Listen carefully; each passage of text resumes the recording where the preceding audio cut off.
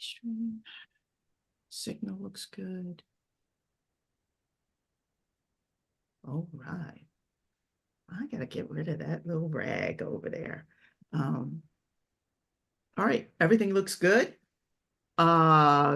Good morning. We're getting a little bit of a late start. My name is Nadine. I'm here with Don Stephens.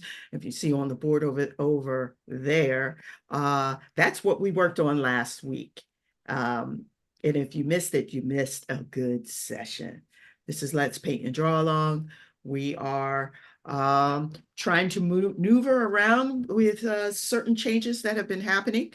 So I'm going to make sure that these links are available so that you are able to watch this that's here. Don, how are you doing today? I'm all right. I'm about to go run and get that coffee. Okay, Don's going to get his coffee. You go get your coffee if you haven't already pulled it over. We are going to be doing something that we've done it before, but I wrote it down. Taking something from nothing. Do. Whatever could that be? To take something from nothing. Think about that. I really want you to think about that. Okay. I'm going to put that in the title. Taking something from nothing. What could that be? What is it that we are going to take from nothing? That is the thing. So basically, we're going to be starting with whatever paper you have, Sharpie marker, graphite pencil, pull that over. You have any erasers, get that out. We're going to have a little fun. I hope Regular number 2 pencils. Don't forget that. I hear you across the room. A regular number 2 pencil, Don says. Sharpener. I gotta find me a regular. There you go. I mean, you can use whatever you got, but then don't exclude out that factor that if you don't have none of that stuff you just mentioned, a number 2 pencil will do you fine. I miss you, number 2 pencil. I haven't seen you in such a long time because we've been doing Sharpie. Yeah, but that doesn't negate that you can't use your pencil. That's why I say you got to make mention to that because you don't want people to think that they can't use the pencil and the other things that they're using to get an image to come across. What if they don't have confidence to use the Sharpie straight up? Right. And they have to use the pencil first, you know what I mean? And that's So why yeah, pencil. And then what if they don't have it or they don't know of it to buy a graphite pencil or a drawing pencil? So then they have to know the equivalent. Well, just get a number 2 pencil, the one that you can get from the bank or any other little store that has pencils. You can use that. Just remember, we're always all about whatever's around you. That means even the surplus areas where you can buy nice, simple supplies to be able to keep creating. So whether you have the finance or not to go to the art store is not the major concern. The major concern is, can you get to creating? Yeah. With anything that's around you. Pick up the pencil, you can get the drawing. Pick up the pen, ballpoint pen, you can get the drawing. If you don't have the Sharpie, right, or one of its equivalents that's on the market, right, for a cheap marker, black marker, then you can use a black ballpoint pen. If you don't have a black ballpoint pen, then you use the blue ballpoint pen with us. Black, blue, red. Yeah. Well, the red would be more so like a fill-in, I would say. But the blue and the black looks real good when you do a drawing with it. Yeah.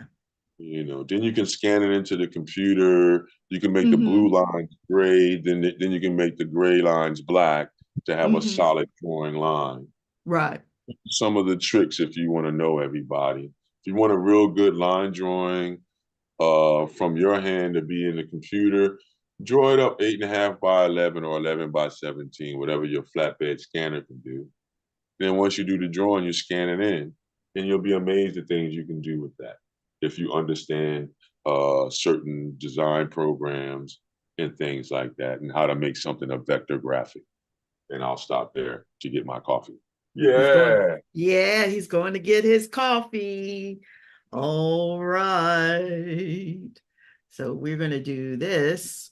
We are going to make sure that he pinned.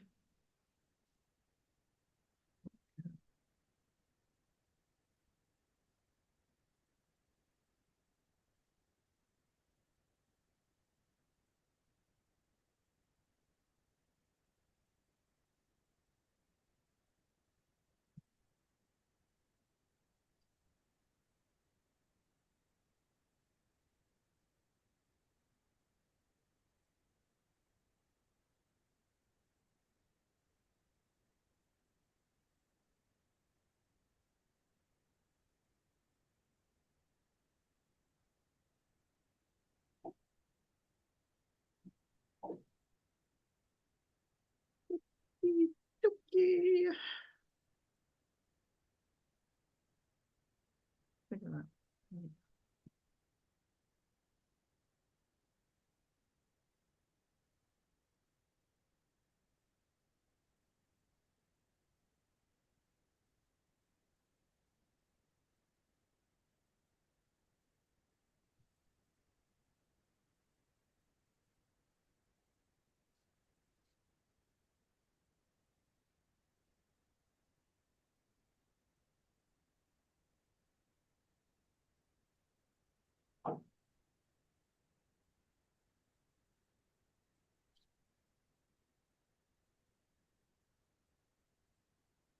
And again, this is Let's Paint and Draw Along. We're glad that you are joining us.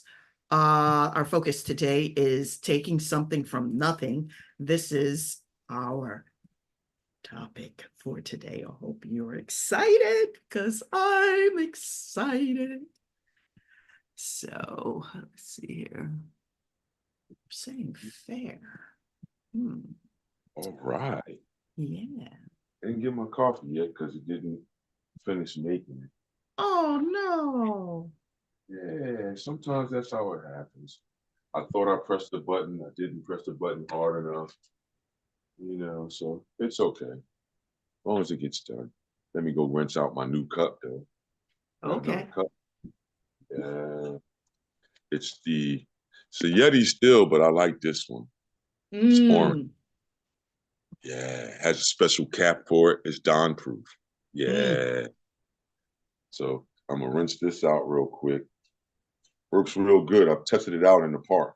mm. I did art in the park for the past 2 weeks, so that was a Nice. very interesting and fun thing. I think I put some of the photos up. I didn't put the last photos up from Friday when we had the art show and you show everybody with their artwork or show groups of the artworks. You know, Mm, mhm. yeah.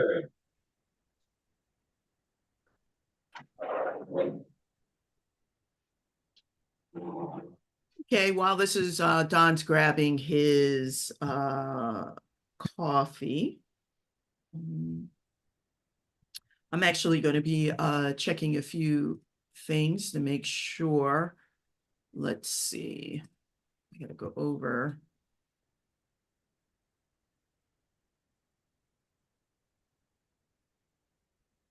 Okay, yes, we are live here. I'm gonna copy it. Righty. So I'm going over and make sure. Oh, wait. Our folks over at, let's see here. There we go. Okay, I'm live here. Okay. Yeah. Did you think about what we possibly can do, like a still life or something, or maybe a still Ooh. life for Father's Day? Like, what would you just give him for Father's Day? Would you give him flowers like you give Mama?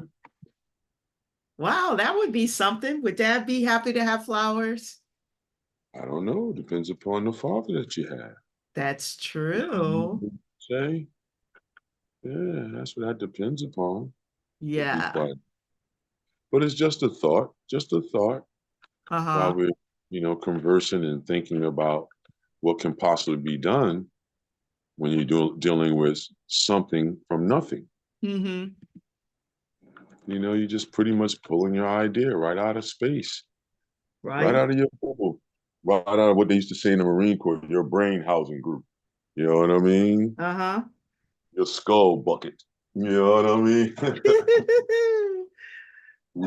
Some of the funny ways I thought was funny that you would hear a drill instructor describe your brain and your head. Oh, You know, yeah. I won't do any of the derogatory ones because, that may offend a lot and they wouldn't understand. Now, unless they understand that lifestyle or been around somebody in the service, they would understand some of the derogatory terms that you have in the service, and appreciate them. Right. If you're not part of that crowd, then it could be very offensive. So I won't do that. But I will say they say skull bucket, brain housing group. And the Uh-huh. brain house was the funny one to me, man, because they be trying to sound real like educational, informative, you know what I mean? Mm-hmm. And it's like it's like the drill instructor. Well, what was that? Sergeant Payne, I think it was, Mm-hmm. where the I forget his name, but he played a Marine Corps drill instructor. So it's like having him and he's breaking it down like, so in your brain housing group, you know what I mean? That's what I always pictured when I saw that movie. I was like, oh, that's just like one or two of the instructors I had in Paris Island. I remember you wouldn't laugh then because these guys are serious, you know what I'm saying? Mm-hmm. They But not playing. yeah, you would remember when you got the lunch or something or you got the dinner, like, yo, I know he looked crazy, but wasn't that the funniest son of a SOB that you ever saw in your life? Because Mm-hmm. you're not from, certain environments. So you're from a city environment or a suburban environment or a rural environment, your farms and stuff, you don't see personalities like that. Like Mm-hmm. that's like really a movie person to us until you really see it. And then even some of us, we looked at the person and just started laughing because he didn't seem real. And even Mm. when he was punishing you, like, down ups and doing all this physical stuff, you still would laugh because his voice was funny. The whole character was just funny. You know what I mean? Right. So yeah, yeah, man. Yeah, we can do some of anything, everybody. Some of anything, Nadine. It's not a So hard one. It's just no. that you like more from a source a lot of times. That's what you like. You like a definite source. Yeah, Yeah. it's challenging, but this is also challenging as well. So I have to say that. Yeah, It's it's probably even more challenging because it's from nothing. right. And then you have to take something to make nothing come to something. Hmm. Because what you know is something. Take that little bit of something that you know, put it into the nothingness, and Hmm. something is going to come. Hmm. That means if we understand perspective, we can make any type of cup we want to make. Hmm. That means we can make any size burger we want to make if we're making a still life based upon food. Right. If it's based upon, how would you say, an open scene, like a landscape, then Hmm. I would agree. There's some different changes in thought that you can do, but it has to adhere to what your understanding is about perspective. So you see, it reinforces what you already know, like what this did last week. We do all that stuff based upon figures, and then all of a sudden you strip away the source and say, okay, what did you retain? Could you make Hmm. up a? So it's the same thing here. What did you retain? Could you make up a scene or a still life or a still life and a scene? Mm. As if you Hmm. was drawing a storyboard for a scene in a movie. Right. We can do a scene where we're looking over the table off to the beach. We see the horizon line, Ooh, nice. and it's a zoomed in view of the table, of the top of the table, and possibly a nice square of the umbrella overhanging a little bit, and the Hmm. table, and then there's placements on the table, you know, Hmm. of items, maybe a beer. I don't know. We may be at the islands in the Caribbean, you Ooh, know. margarita. Yeah, martinis and everything else may be all over the table. Don't know, but we can have fun drawing shapes like that if we wanted to, out of nothingness, out of nowhere. Right. And you can take those basic shapes, everybody, and then make it the way that you saw it when you went to the Caribbean or you went to the Mediterranean or you went to Hawaii. You know, a lot of you guys have been a lot of places. We got to use some of that thought. That's the nothingness because you're pulling it right out of the air, right out of the thin air from your experiences. So, ooh, I remember what a palm tree looked like. Let me slide a Right. palm tree in there. And we're only going to talk about how to place it, and then you can put it in there if you want to. But if you came on live, you can really influence the moment by saying, "Hey, let's do a palm tree. You're live." Oh man, they caught on to what really dictates what we do. Right. So if you come live, you know, even some of you newer people that's from the park, because some of the people said they was going to come through Mm-hmm. park from when we doing the elder camp, Oh, the nice. art.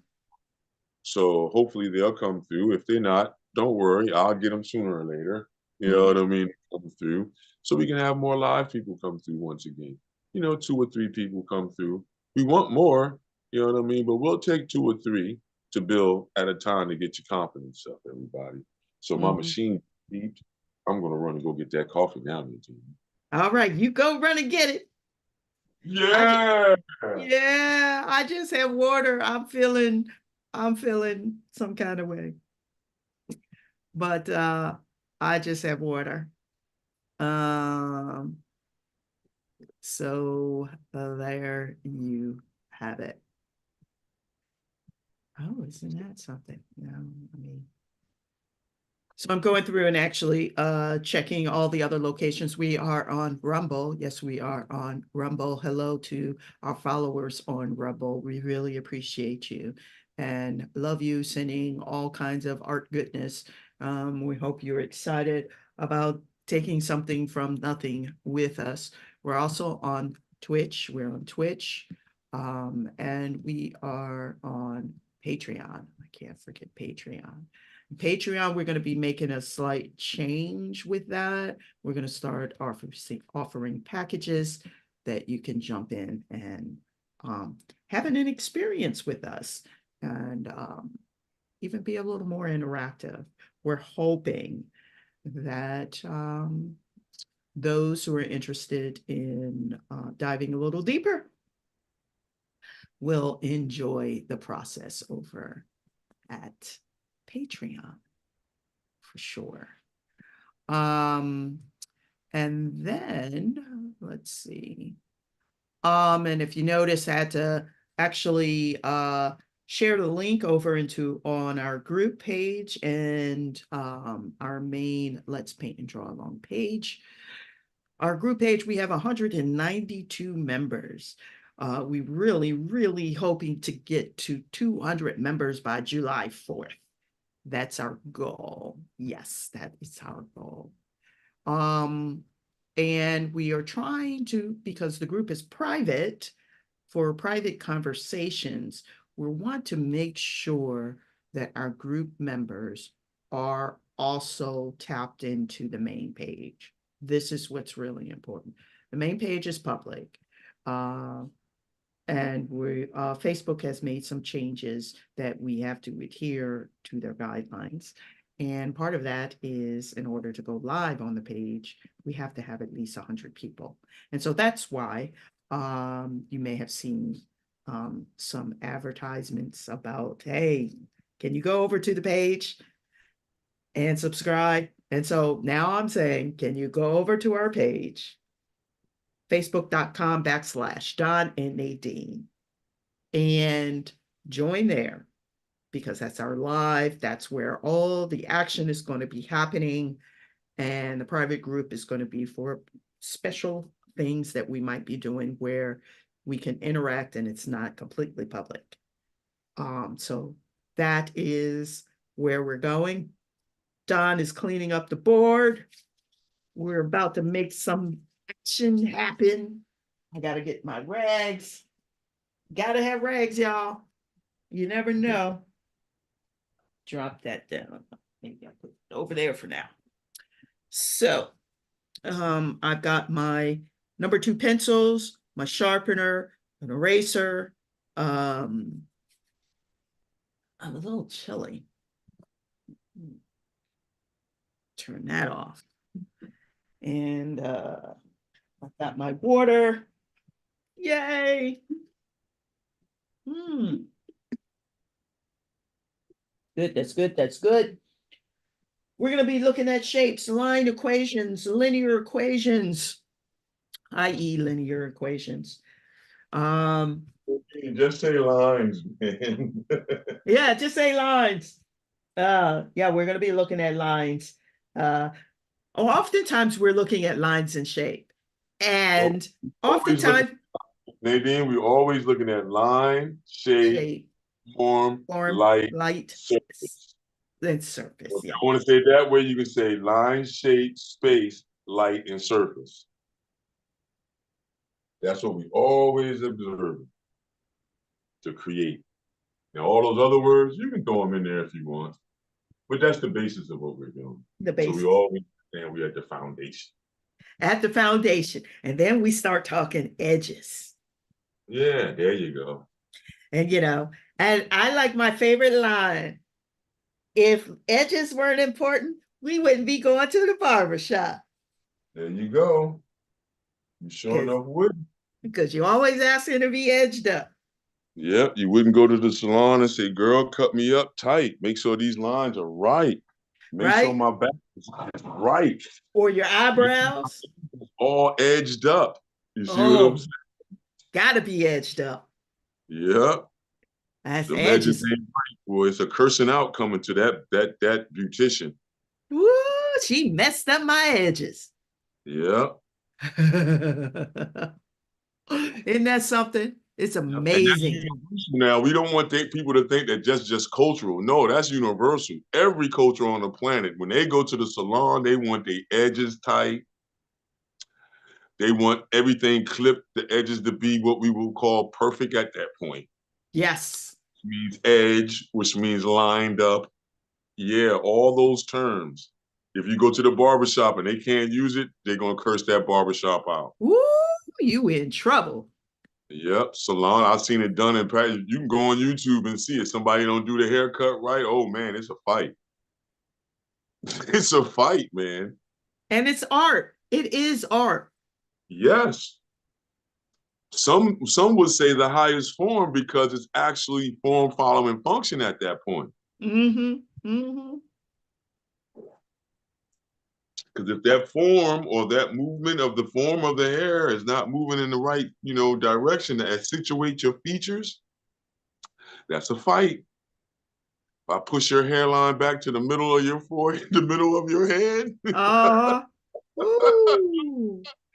Hey, you guys, if you want to have some fun, just go on YouTube and just put in funny salon reels. Funny salon reels, funny barbershop reels, barber antics, beauty salon, beautician antics. And you're just going to see some funny stuff. Some is real, some is staged. But it makes you think about if you're in our nation, which is Keep Creating Nation. If you're in our nation, it makes you really understand the idea of what an edge, like how Nadine brung up, which goes right to line, and how important that is. So if there's not a straight line in nature, then, when we go to the barbershop, we have to ask what we're doing then. Because a straight line is very important in man's world. You can't perceive a line there. I don't want you to perceive my hairline. I need you to show her my hairline is. I'm sorry to drag it out, Nadine, but it is a funny one, man. And don't have it all the way back. Right. In the back, I don't want it all the way up, or I want you to fade it properly. You know what I mean? Or for the women, I need for all my ends to be lined up properly. I've been to enough situations where I heard enough women that I've been with, women in my family, you know what I mean? Women just because I was walking past a salon and you hear it.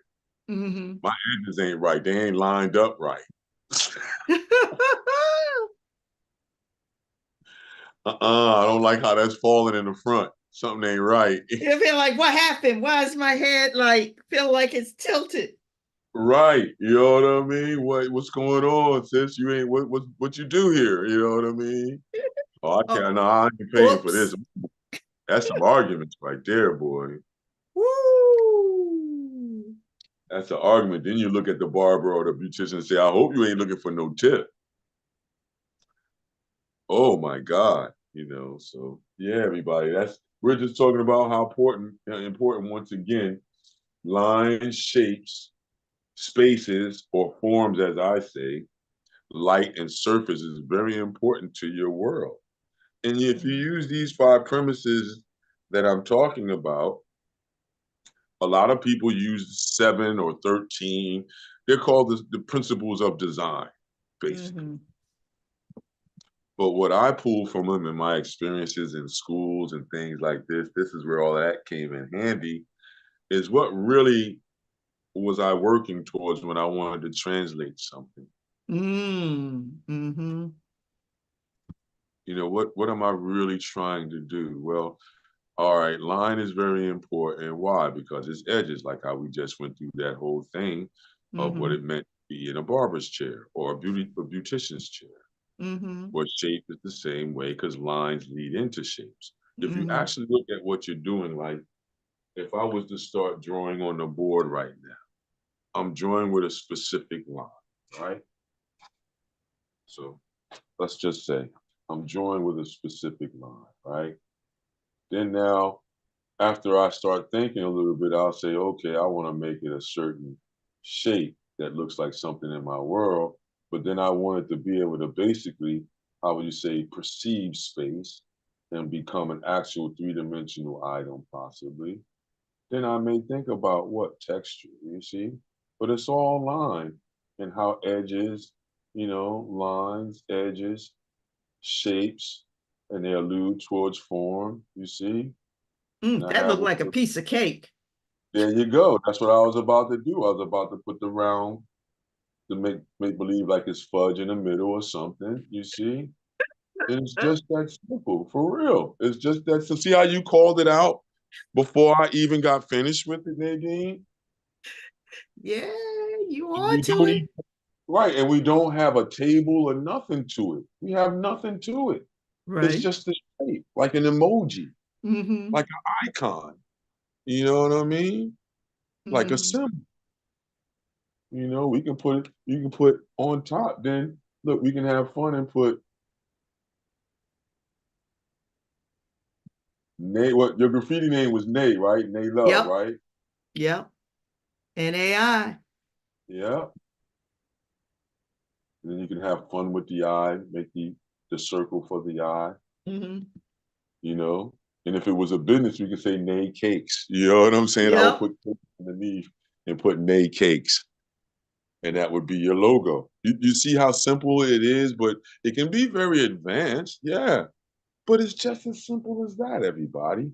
How do you take the basic shapes and make those lines turn into shapes, which turns into forms, and Mm-hmm. then now you control where the light would come from. So, all right, say for instance, if I said I wanted to come from this way, so I would put a 3D effect on my letters if I wanted to this way, right? Mm-hmm. Going in that direction, right? You see that? And then Mm-hmm. now I just put the shadow on the cake. Mm. You see, and then fill it in like so. Or maybe fill it in because we're on the board. I fill it in with a scrumble crosshatch idea. See how Okay. I did that? Mm-hmm. Mm-hmm. So then now we can see the difference between the fudge on the top, the fudge in the middle, and what may be the table. Okay, we can take it a little bit further by, well, what texture is the cake, Nadine? You see what I'm saying? We can put a couple of little marks to make it look like a spongy yellow cake or something. You know what I mean? Or a moist pound cake. You see? I'm getting hungry. I know, but it's like sometimes the best thing to start off with is drawing food because you won't get angry. The only thing that'll happen is you'll stop to go get something to eat. I'd rather that than the anger or the frustration of not being perfect because you're Right. not going to be perfect. This is all about what you make up. So come on, Nadine, what we gonna make up? What we want to do? We want to do that scene we was talking about off the record, like we was at a island resort or something. Yeah. looking off the table and all that good stuff. Yeah. I think that's Cool. gonna be, I think that's gonna be hot. Yeah, that's gonna be fun. That's gonna be fun because we can fuse different things in. So, all right. This is just for everybody, Nadine included. Whatever we put up, you can alter in your space. Meaning that long as you use the placement that we're talking about for an item, or if we talk about a certain perspective on the scene, then just try to use that perspective. You can put any item you want in that area.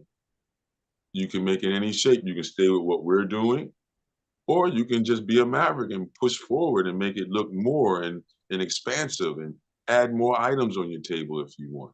That'll be Mhm, entirely up to you. We push mhm. that. We love the Mavericks. We salute Yes. all Mavericks. Be a So, maverick. yep. Be a So maverick. you want to be that person to push forward? Do it. Do it. Do it. Do it. And then please don't be afraid to show us.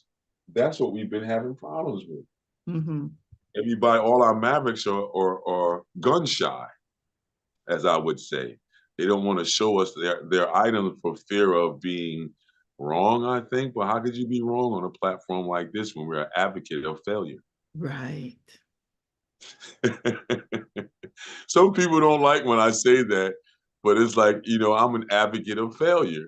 And then one lady in the park asked me why. I said, because through failure, you'll learn what not to do. Hmm. Hmm.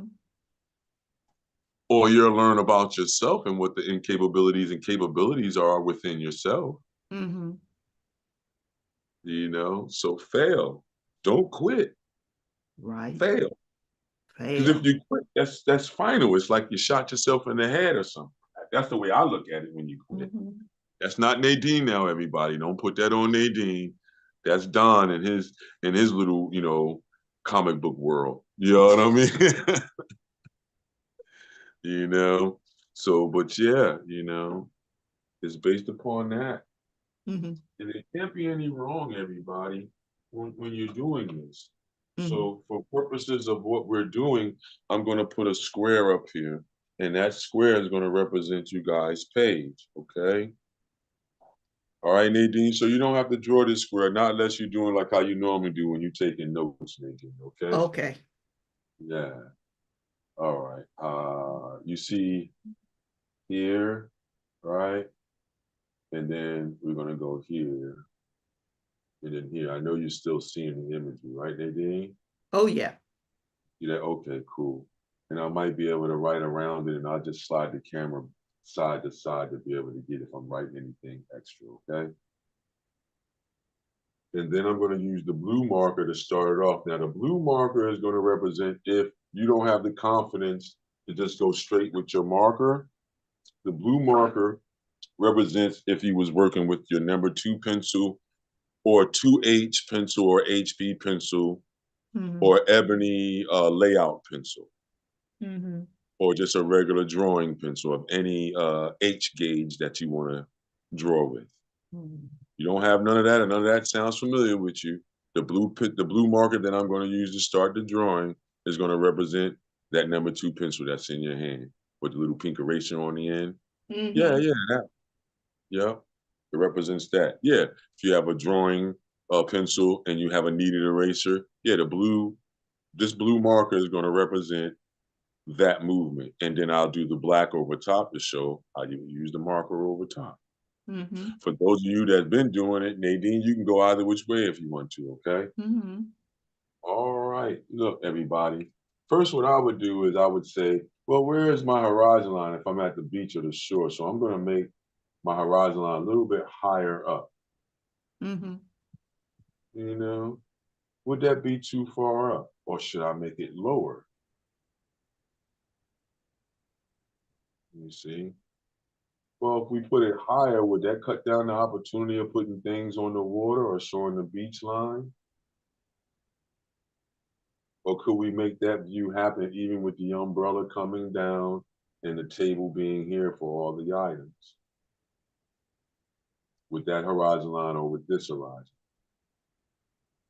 I think with this horizon line, if we go here, it'll be more about what's on the table. Okay. You see? And I think with the higher horizon line, it gives us more of an opportunity to put in half and half, half of the items on the table, depending upon what perspective we go with. And then we can show the beach and then show ultimately the water going away from us with the umbrella coming down over top. All right, let's go for it. So I'm gonna go here, and then I'm gonna go from end to end of the paper and make a round arching shape. See, I'm doing it multiple sketchy times. That's because I know I'm not worried about one continuous line. The continuous line is that line that moves like this until you're ready to come off the page. I'm saying that's a deadly line. That'll beat your confidence up real fast. I've seen people burn through erasers like nothing because of that. Oh, that line is deadly. But this rehash, restated, or sketchy line is the most fun and forgiving line ever. Ever, ever, ever. Right? Because it's all about multiple marks to make you feel a curve. It's all about multiple marks to make you feel a straight line.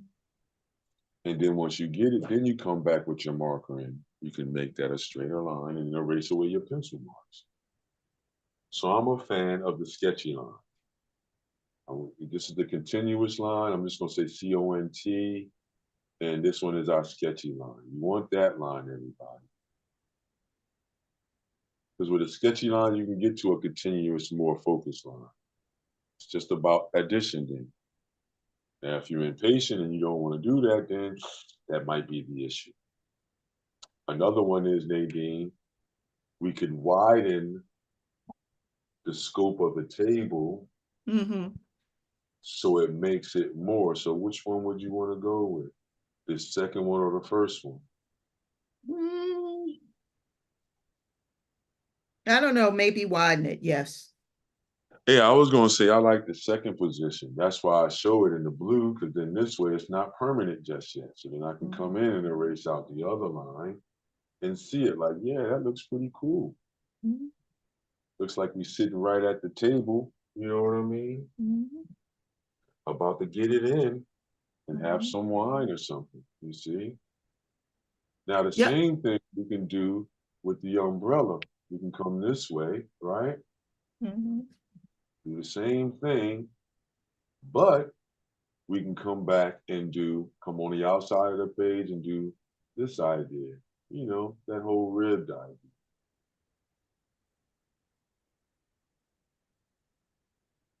And then from those points, it's a hypothetical point here where this stuff would go to say that the umbrella is there, you see? And then one from the outside here. So then now what happens is we erase away the lines in the middle here. Look at that, we have our umbrella. You're not gonna see the pole. The pole would be probably behind you, just behind you, right down here. See what I'm saying? And then that pole will be going straight up behind us. We don't want it to disturb the scene. You know, like the Corona commercials. Oh, yeah. Yeah, come on, everybody. Y'all seen those Corona Y'all know commercials. the Corona commercial. Yeah, it has the bottle on the table. The other one is he's sitting next to, you have a man and woman, a couple there. Yeah. And one of them opens up the bottle and put it up there, and the other one puts the lime or the lemon inside of it. Yeah. Yeah. Yeah, they had to sketch that out before it happened. All the time, yeah. That's called a storyboard then. Yeah. But think about how the storyboard comes to life off of somebody's manuscript or a writer's manuscript. Whether it be from the actual book or the play adaptation. And then you would, you know, the artist would get the manuscript and would, you know, get the points from the director of what scenes they're thinking about using. And then the artist would draw the basic idea of the scene so they can see them before they use any equipment. Yeah, because they don't want to waste the time with people standing around. They got to pay people. Right. So they'll draw out all the scenes that they're thinking about using between the director and the writer. Mm-hmm. And sometimes it's a writing team, and you know, I was fortunate enough to do it for small movies, and you would sit there with some of the people and go through the manuscript, and they would Mm-hmm. say what the scene would look like, and you would, in those times, you would actually have to draw it the way that the director was seeing the scene. You would put a little of yourself in it, yeah, but mainly you were drawing that scene based upon the director telling you based upon their visions, based upon the writing, the same way we're doing right now, except for I'm dictating a lot of that right Mm-hmm. now. We got the horizon line for the water. We got the umbrella up top. We got the edge of the table on the bottom. It's almost a nice setup. Now, what about another line? You can have another line that just shows distance, because now we're going to show the transition from VIP space to beachfront to water to horizon. See Mm. what I'm saying? Mm-hmm. All right, let's go for it. Where could it be? Well, basically where I put that horizon line at will be that second horizon line at down here would be a good idea. But I would rather move it up a little bit more and then have it right around here. Let's do it Mm-hmm. like a wave. You see how I'm doing it? Now the trick is if we know that this is center and the camera is there, most of these waves from this center point here is gonna swag gently to the left a little bit. You ever notice Mm-hmm. that, Nadine, when the camera Yes. is like that? And Mm-hmm. then from that point over to the right, the waves would do the same thing. They would gently sway to the right. You see that? Mm-hmm. Does it feel like that now, Nadine, on there? Yeah. Yeah. So then now you can step up, right? And do like a small line behind that would be like the froth. So then you wouldn't have to worry about that necessarily on the froth or the place that foams up. You see, I'll put it just right like that. And you put a line in between it, everybody, that's kind of dashed because that's the water rolling back. And as soon as I put that line, doesn't it feel like what the beach is doing? Oh, yeah. Because that foam, and now you understand what we're saying when we say look at the edges, and now just try to remember it. I'm gonna leave it there for a second. Yeah, I know mine's is kind of diagonal on the board. That's okay. That adds to interest and variety, Mm-hmm. you know. But the main idea is that can you have that feeling of something pulling like it's pulling from underneath, going back, and then something on top is feeling like it's rolling over. Mm-hmm. And if you look at that idea in your mind's eye, or you can go to Google, everybody, if you wanted to, and look at these videos that would show you that how the beach water runs back on itself to be able to flip back over again and run back up on the shoreline. Oh, yeah. So it's a pulling and pushing idea. The water on the wavy line that we just talked about is the part that's pulling back now. Mm-hmm. That line in the middle is showing the division between the foamy part trying to come over top, you see, and that line trying to recede back underneath of that so that the next wave can come over top of that and splash down on the shoreline the same way and recede and push and pull the same way. Mm. Yeah, this is like as I say it, I'm starting to get more and more tired saying it because I can see it in my mind, and that's so relaxing just to watch the ebb flow of the ocean or even Mm-hmm. a large lake, because a lot of us are around large lakes, you know what I mean? Like the Delaware and things like that. And if you get to a certain point where you can watch and hear the shoreline early in the morning, if you're one of those type of people, Mm-hmm.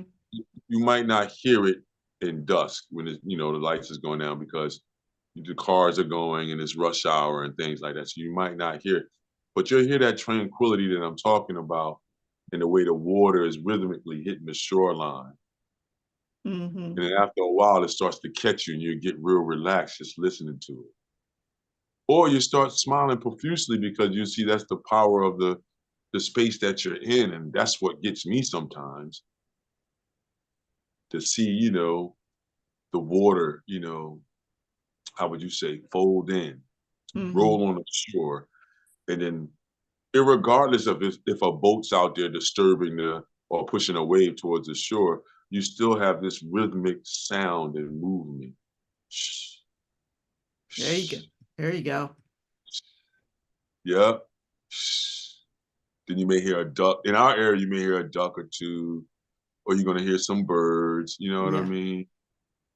Because we're still in an urban environment where we're at in Philadelphia. Everybody out here, so Mm-hmm. you're gonna get some of the ducks because of the way it's set up here, but you won't hear them throughout the day like that, Mm-hmm. loud.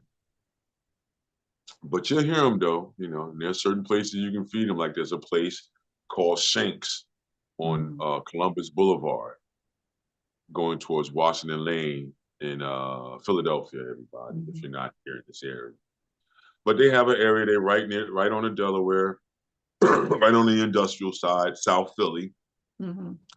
and they have an area where you can buy a little bit of bread and feed the ducks and the various birds that come out that float on the water. You know what I Mm-hmm. mean? It's an industrial city type of situation, you know. And yeah, man. And enjoy the sounds of the waves, the sounds of the Delaware while you eat your chicken cutlet or pork cutlet. You know what I mean? Yeah. Sandwich, you know what I mean? With I'm so that being, hungry. yeah, with that being said, what will we put on the table now? Can we get Yeah. a commercial? Like I can show you how the commercial did it to get our attention. You Mm-hmm. know, that's always a fun one. Like they would put the bottle front and center right around here. So the height of the bottle will be about here, just like that. See what I did, everybody? I put two dash marks to say where something's going to be. Mm-hmm. Plumb marks, guide marks. You see what I mean? Maybe I'll draw a hyperlateral vertical line so I can say that bottle is going to be vertical. Say for instance, I'm real concerned about the shape of the bottle. So then, okay, with Corona bottles or Heineken bottles, you can see there's a certain circle that's there first. And then with that circle, you can make a line for the neck of the bottle, you see, and then now make the bottle come down like so. So see how we took a couple of shapes, and then now you will make that curve on the bottom. So see how that looks close to what a Heineken bottle can be, a wine bottle can be, Mm-hmm. you see? And then all you would do is I would erase out everything that is covering now so I can say that's where my bottle will be. Now, if it's like a Corona bottle, then it's going to be hollow, so or transparent or translucent. You're going to be Mm-hmm. able to see through to the bottom. So is this a lush table, as they may call it, right? How many beer bottles or wine bottles is on your table? You Uh, know, maybe you have two so that the poor person isn't by themselves. over here. Yeah. Yeah. Okay, same type of bottle. Yeah, one with lemon, one without. One with Okay, the so lemon sign. we'll move this one down and over just a little bit. You Mm-hmm. see how we do that? Same thing we did there. Get the placement of it together in our imagination where we want it to be. If we're worried about it really seeming like it's standing up strong on the table, then we make a Mm-hmm. vertical line as a guideline in between everybody. Now, the body of your bottle, I would say you can start with a circle. Some people start with other things, but a circle makes it a little bit more easy for the person that's beginning, and especially Mm-hmm. perspective. Because notice, I did these things and we didn't talk about perspective at all just yet, right, Nadine? Right? So then that lets you know, everybody, you don't have to be too concerned about perspective. You should be more concerned about your intent, what you want to show the world coming from your mind. Mm-hmm. You see? So then there, I would put a circle. See, if I put it higher, I might want to move that higher for a smaller bottle because it might start looking like a wine bottle. But we're Mm. going to put the same type of bottle that we have there. Move it down a little bit lower than what this one is here. So then now we do the same routine. Put the neck of the bottle there, you see? And now from the size of the circle we made, we come down to that hash line we made. Now, instead of just leaving it straight, we have to represent the curve. So now we just make it a curved bottom. like so. Now, if it's the same type of beard, then we can do this, make that same ellipse on the inside. So it looks like we're looking at it. So then now we would have to put a little bit of this back in their bottle, you see? Because if it's a Corona bottle, we're looking through it. It's clear, it's translucent, as we might say. Mm-hmm. And that means some of the shoreline would be in the neck here. You see? So I would do this thing here. I would erase here and here, erase this here, here, here, then erase and leave the edge of the table shining through. You see? And you see how much quicker we got to that equation this time? You see? Yeah. So then now, is there beer in the bottle? If there's beer in the bottle, then we would do the same ellipse that's here, we would do it here, Mm-hmm. right? So now if we're saying it's not sudsy because we didn't pick up the bottle and shake it and give it motion, then some of the suds would be along the edge, wouldn't you say, like that? On the inside, Oh, and yeah. then on the side, like so. You see that? Mm-hmm. And then you'll have a line underneath that'll do the same. You see that? Mm-hmm. Let's do the same thing over here, but do it above the table line here. You see? Let's put the froth on the inside where the bubbles would be because you Mm-hmm. picked it up and you moved it around to be able to, drink and to put it down. And just those little movements put, froth in the bottom. Maybe a couple of circles this time to represent bubbles. You see? See that? Oh, yeah. Mm-hmm. Maybe put where the cap would be and how the cap is off. Is it a twist off bottle? You know? Then the caps would be where? Here then. Mm-hmm. That would be here. And probably one cap would be here. See how I just made it a circle? Mm-hmm. Look at that, everybody. Really look at that, Nadine. Very simple thing we did. I've had people do little drawings like this, Nadine, and they Mm-hmm. put them in shows and they won the little show and they were so shocked and so happy. Wow. They didn't believe that something that they could make up could win something, could get looked at and get some type of attention. And Mm-hmm. that's why I tell people, you guys, you're missing out. Art's not dead. The Mm-hmm. people are, but not art. Because if you don't Yeah. be there, you know what I mean? I haven't seen everything. Like I remember one time a professor asked me, he said, well, why are you thinking the way you think? I said, because how could you say art is dead when, I haven't done it yet? Mm. And he took that as an arrogant statement. I said, no, you haven't seen what I can do just yet. So how Mm. can art and expression be dead? Mm. And I said, every other student in the room, the world haven't seen us yet. How could you say it's dead? Mm-hmm. Why would you even tell me that? You know what I mean? Why would you tell Right. me it's dead when I'm trying to get a degree to come out here to live based Right. upon doing this stuff? Like bursting Oh, your bubble. yeah, no, not bursting my bubble. I looked at it because I was a commuter student. You're purposely trying to confuse me, and I know better than that because I'm a commuter student. Mm-hmm. You know what I'm saying? Mm-hmm. So I know in reality that landscapes and still lifes are always going to be wanted. Mm-hmm. No matter what's popular, landscapes and still lifes are always going to be wanted.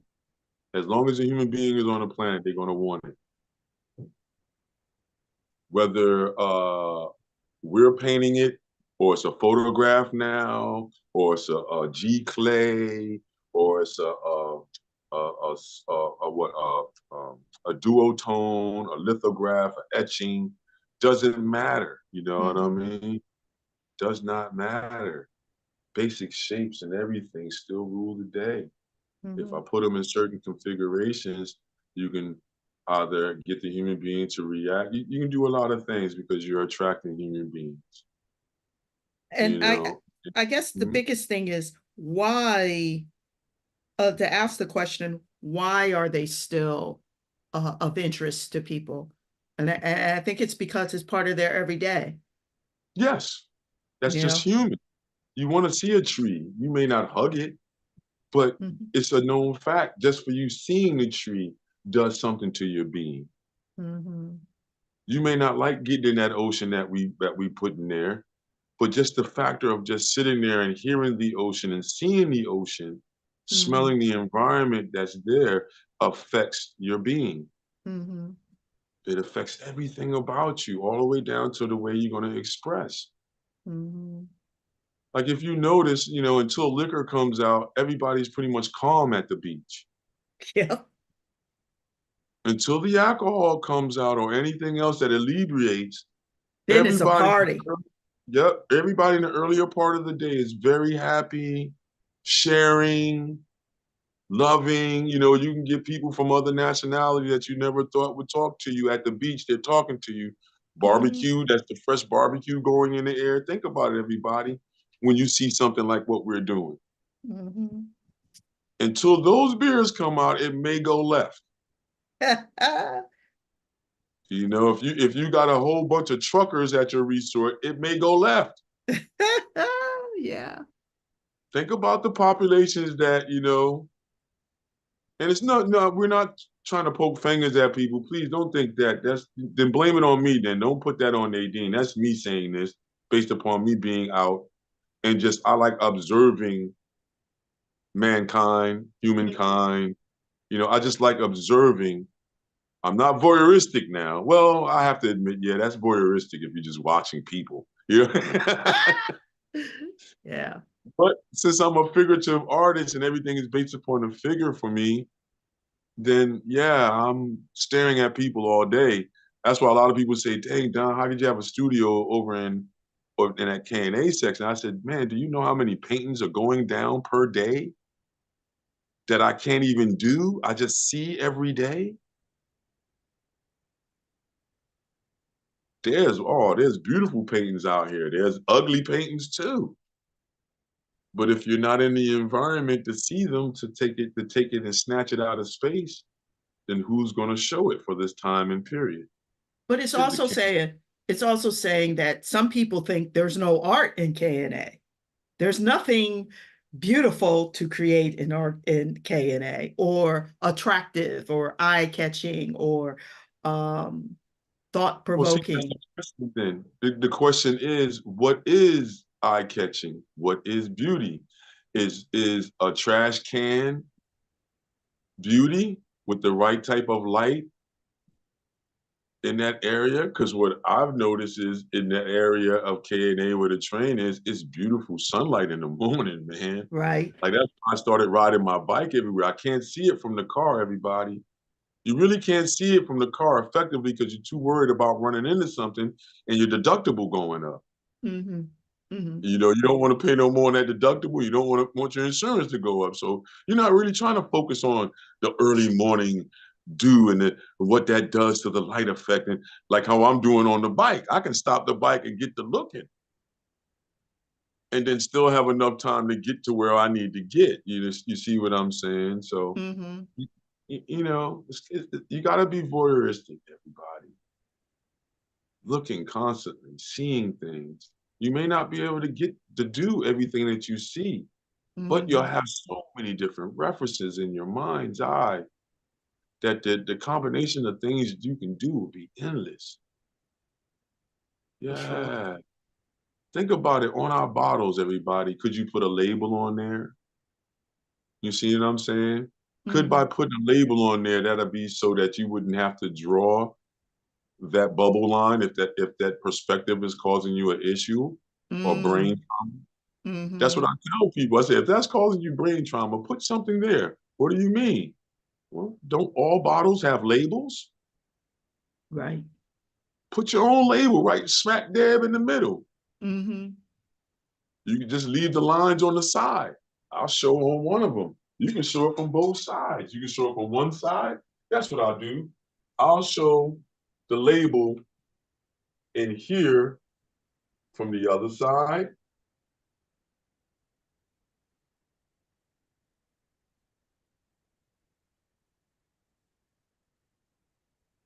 right? Now Mm-hmm. we'll write that out. because that's the label on the opposite side. Does it feel like it's on the opposite side? Oh, yeah. And now we'll do that same label in the front. And it have to be curved. Why? Because it's on the bottom. And you see how I did it in the front? Mm-hmm. It curved down in the front and curved up in the front. In the back, it curved up and the bottom curved up too as well. You see the difference? Now I erase out all that and now I have my label on the front. See that? Mm-hmm. With the table still showing through, with the beer line still there. Even if you think you messed up that beer line or that liquid line, all you have to do is put a label on it. It could be soda, you know, like the original Welch's grape. You know Ooh, what I that was mean? good stuff. Yeah, A lot of man. They sugar, though. not well, yeah, yeah, but they still got them down south. And I'm not Mm-hmm. gonna lie, I don't drink sodas, but when I go down south, yeah, I treat myself to one of those cream to cokes, man, Mm. because they're using natural flavonoids, man, Right. and it tastes so good. It's so different than the soda that's up here. So, like once a year, if I get a chance to go down, Mm-hmm. I have a soda on Mm-hmm. ice on somebody's porch. You know what I mean? Right. Chilling, man. You see that, everybody? So now we have the labels there. You can put like the ridges on the top of the bottle if it's a twist off cap. Mm-hmm. You can put one ridge there so it can seem like it's a pop cap, bottle cap. Mm-hmm. You see? We have two circles there that resemble caps. Could you make it a little bit more? Okay, if it's a twist off, you can do certain things and make it look like a certain thing. Let's see, hold on. Because I don't want everybody to think that it's, you know, that is a limit. There is no limit. You see? Like on the bottle cap here, we can just put sides on it, right? And Mm-hmm. then raise that up and then put some lines on it. Now we have a cap that way, you see? Mm-hmm. If we wanted to make it look like it's the type of cap that's popped off, we put that line up top here, but then now we make it wavy. Mm-hmm. You see? And then now make it come down to the, and now you have that. Put the lines on the outside here, and now you have that cap. You see? Mm. Yep. You just have to remember or try to, how would you say, envision in your mind's eye what that item looked like when you were using it. Mm-hmm. You see, whether you drink the beer or not is not my concern right now. My Mm. concern right now is can you remember those shapes that's pertinent to that experience to be able to evoke it, to negate it like how women do, negate emotions and feelings outward. Well, Mm. we as men and other people, we can negate these creations out of us like how we're doing now. Mm-hmm. That's why I'm taking my time with it, Nadine, because we're making it up. Maybe somebody will hit us up and leave us like a message or something and say, yo, add this or add that, or, you know, add a martini. I don't know. Or what about people on the beach? What about a sailboat? That's where I was going to go for a second. Right. Can we put a sailboat and then make that sailboat seem like it's way out there? So Yeah. yeah, I could use it like triangulation and put one about midway, like so. Mm-hmm. Two triangles, just like that, just to represent the sails, and then a little bit of a line underneath to show Mm-hmm. the direction that it's going in. Look at that. That's all Oh, I that's did was two nice. triangles. That's Yeah. it. And you know, the thing is that's what we want to hear. Like, you know, we're taking something from nothing. Hmm. And so, you know, to hear from those that are watching right now, what do you think we should add to it? That's our question. Yeah. Like we added a boat now. We got a sailboat out there. We really looking tranquil. We're not on the Delaware right now. We're not on Cooper River right now. You see Mm-hmm. how I'm naming it out? Well, Mm-hmm. no, they got some nice resorts. Like I can put some buildings on the other side and it can feel like we're on Cooper River. I would Gotcha. just have to put some wetland, I forget what those, I think those are water cressets, those little flowers. Mm-hmm. That's on the water in a wetland, because we're in a wetland, everybody. So that means we're in a through area, the barrier that keeps the ocean water out Mm-hmm. and fresh water keep on recycling. Mm-hmm. That's what a wetland does. The Mm-hmm. marshland, the low-laying areas. If you look at the Delaware Valley, where we at, whether you're in Delaware, Jersey, or Pennsylvania, more namely Philadelphia region, Mm-hmm. you'll see that it's all fresh water wetland. Mm. So you get a lot of good freshwater fishing. I sound like a resort, right? You get Yeah. a lot of freshwater fishing, bass or wide mouth bass are in the area. Yeah. Yes. But it's Yes. not true, you guys, if you're really just looking to the beauties of the area that we're in and in everybody else in the country, because we don't know how many people we touch. I know we touch people going below the Macy-Dixie line and right around the Macy-Dixie line. Even beyond. I mean, because there are people that watch us at like 3 a.m. in the morning, Oh, okay, our Nadine. time, Right, you're right, you're right. so we're hitting international people as well. But we Mm-hmm, definitely want, what do you think we should do to add to our taking something from nothing art piece here? mm-hmm. Don, we got the sailboat in the background that, he mentioned flowers, particular kind of flower that kind of grows, uh, whatever. Wetland. It's the Mm-hmm. watercress. Well, just look it up, everybody. But it's that water-based plant that sits on top of the water Let me see. I in can a do wetland area. It's a uh, bunch of them that's that way. I know the long grass and all of that, but just think about it when watercress you're in your area, and if you're in a wetland, that means that you're not next to the ocean per se. flowers. You see, you're more inland, and it's called a wetland at that point. The area where natural water collects to be recycled, to be filtered. And that wetland is a barrier between the salt waters. Okay. Yep. I don't know. There's a couple of them coming up. Let's see. Mm-hmm. And then that depends upon what area you're in too, where some of those plants were dominant too as well, from what I understand. It could be a watercress, Mm-hmm. native wetland They almost look plant. like little elephant ears or little hostas or Uh, hostess if everybody understands perennial plants for your house. It's a plant that they call a hostas, mm-hmm, and it comes in green and white, and it has an all green one too. And if you mm-hmm, look at some of those watercress and those other plants, they look pretty much the same as a hostas that's all green. mm-hmm, Every now and then you may see a green and white variety. I've seen them on the Jersey side. I've seen them further down away from Philadelphia region.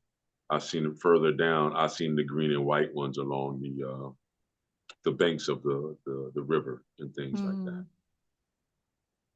You know, but it's just good to just get out. If some of this stuff seems foreign to you, everybody, then that means you need to get out into your local area to really look at and question yourself about things, about nature, and about how to make up things and pull something out of nothing based upon your memory. Because your mm-hmm, memory is something, but we're pulling it to make something out of nothing. So that something is whatever's in your mind, using mm-hmm, line, shape, form, light, and surface to put it down to make, a nothingness situation something. mm-hmm. Yeah, I know it sounds like an oxymoron what we're saying, but if you think about it and say it enough, you get it. You be like, okay, you know, Yeah. What isn't there a song? It's something from nothing. yeah, yeah, yeah. I remember that was a '70s song. Yeah, Yeah. nothing from something leaves nothing. Nothing. Gotta have something. If you want to be with me. There you go. Yeah. Yeah. Don't worry, Nadine. We can mess up. We can say that's our shower moment when we mess up the lyrics and everything. We Yeah. put our words in. Don't you worry. Everybody that really knows me, they would laugh right now because they know how terrible I am on remembering lyrics. Oh, yeah. I'm But not good with lyrics. it's just like when you're in the shower, you go, leave nothing. Gotta have Yep. something. Me. So come on, it's just like in the drawing. You would fudge something, make something happen in there. You probably never been to the Caribbean. I know. Right. Why you never been to the shoreline? I know. Mm-hmm. I have one young lady that's in my class on Tuesdays. You know what I mean? I love her to death, Miss Maria, man, and she'll say it quick. I ain't never been there. Right. And this is a 90-year-old something person that's about to clip over into 100. Right. So what do you say to her? Well, we're gonna try to make believe it's a movie. That's where I go. I know Right. you've seen it in the movie, and then she go, "Yeah, you got me there, Don." Yeah. So I don't care if you ain't been there physically, you've seen this stuff somewhere, an advertisement, a magazine, a book, Mm-hmm. a Mm-hmm. photo book, somebody's photo book of places they've been. You know what I'm saying? I mean, Mm-hmm. you've seen it A somewhere. picture. Something. Mm-hmm. Then the other one, I start getting specific. All right, you've seen the shoreline in Atlantic City. You, Everybody that comes to this area, you've seen Atlantic City at least once. yep. So you gonna tell me you never went to the casino? Thank you. Get out of here. You know what I mean? Now, if you say you're going to the Indian one on Street Road and all of this, okay, those are newer ones. I can't get on you, but so bad. Right. But you've But been here Atlantic how City, long? yeah. How long you been here? You been here since the '80s? No, you've seen Atlantic City, my friend. You You have better stop seen it. lying. The train, the bus, the car, everybody went to Atlantic City. For something, everybody went down there. Concerts, whatever, especially from the '80s, boxing Mm-hmm. matches, all of that. Mm-hmm. You know what I mean? And outside of that, it was just a good old casino. You know what I mean? Bus trips galore, Mm-hmm. platinum and black cards going out like crazy. And they wanted seniors to go there. They give you a free meal or something, from what I heard. Oh, something, Nadine, I can give you the whole rap. That's why I miss my whole, how would you say, my matriarchal core. Mm-hmm. Because we would go down there and imagine being in a bus or in a little van with 8 people that all got platinum cards. See how you're laughing? Because you know what that meant down in Atlantic City. That means you got comped a room, you got free breakfasts, you got the special buffet because you was on the platinum card. You see what Right. I'm saying? Then when the black card came big, we had half of everybody that had the black card. So we would get like at least a good 4 rooms, Mm-hmm. free breakfast, and sometimes they would give you money to gamble with. Yep. So $20. yeah, you get 20 well now what I found out it depends upon how much you used your card. You can get more than that, Nadine. Wow. Yeah, if you're a frequent flyer, that means you're on the VIP aspect of it. That's how they had it set up at one point. Mm-hmm. Now imagine being in a van with half the people are VIP and the other half are still black platinum. So you got the 2 top tiers in the van with you. Mm-hmm. Oh man, Nadine, I used to have so much fun down there just based upon that system alone and with the elder core. It's really a place for elders to have it's like a elder playground. I'm not gonna Mm-hmm. lie. They pass out weak drinks. You know what I mean? Right. That can keep you. You got to watch the people you with now. If they take down 10 weak drinks, that's like 2 or 3 strong drinks. Yep. So you would have to watch all of that. Only reason why I bring that up because we have the 2 beer bottles there. You know what I mean? You have the water there. Notice how I don't have any difference between the water and the land now. So that gives you another opportunity. What can we do to do that? Well, even in some of these commercials, right, that we're talking about, Mm-hmm. candidly, and Mm-hmm. we're having the conversations with it to try to get others to evoke certain things about this type of scene in a commercial or advertisement or a movie. Like James Bond movies started off this way sometimes, didn't they? Yep. From what I remember when it was Sean O'Connery, in that period, they would have a resort and he would be at the resort with whatever top of the line model was for that era. You know what I mean? Mm-hmm. And he'd be in the Speedos running up out of the water. You know what I'm saying? Up to the table that we're seeing like this. Sit So just to down, take the just to play with bottle. the just to play with the idea, you would have somebody that would be over here, looking like he's about to run out of the water. You see what I'm saying? Mm, And if you can see that right there, that would be your person looking like they're coming out the water to come towards that scene. Can you see it right there? Yep.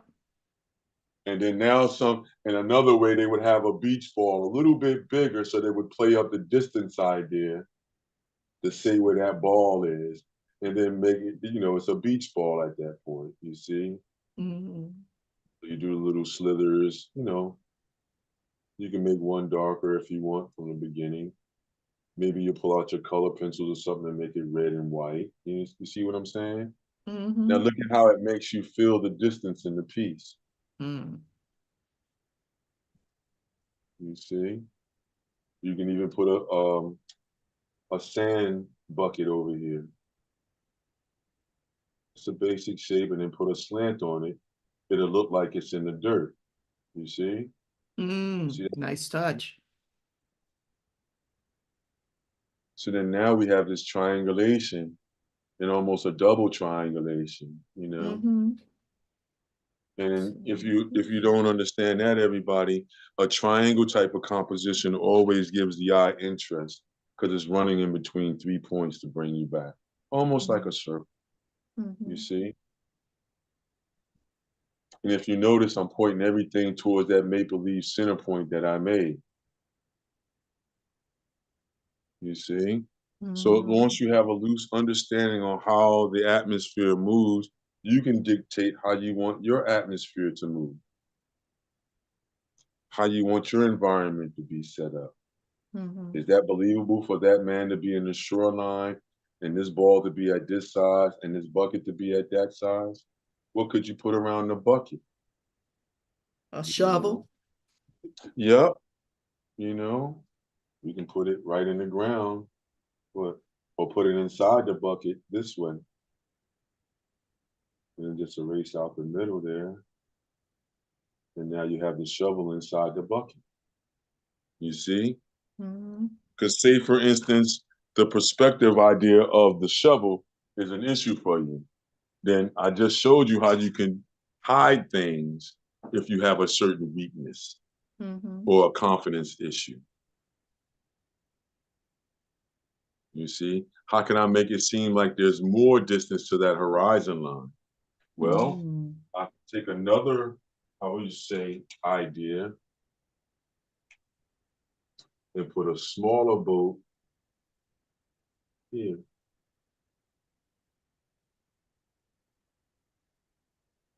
See that?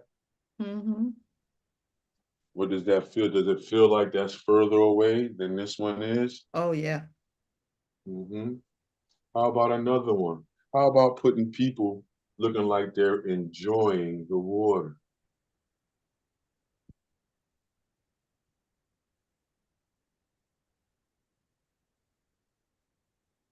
It's a couple of shapes that look like people look like they're in the water enjoying. Because at that distance, you're not really seeing them. See what I did?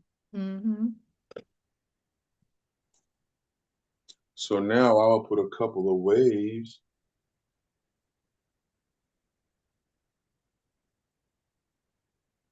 You see, just to get the idea of the water again.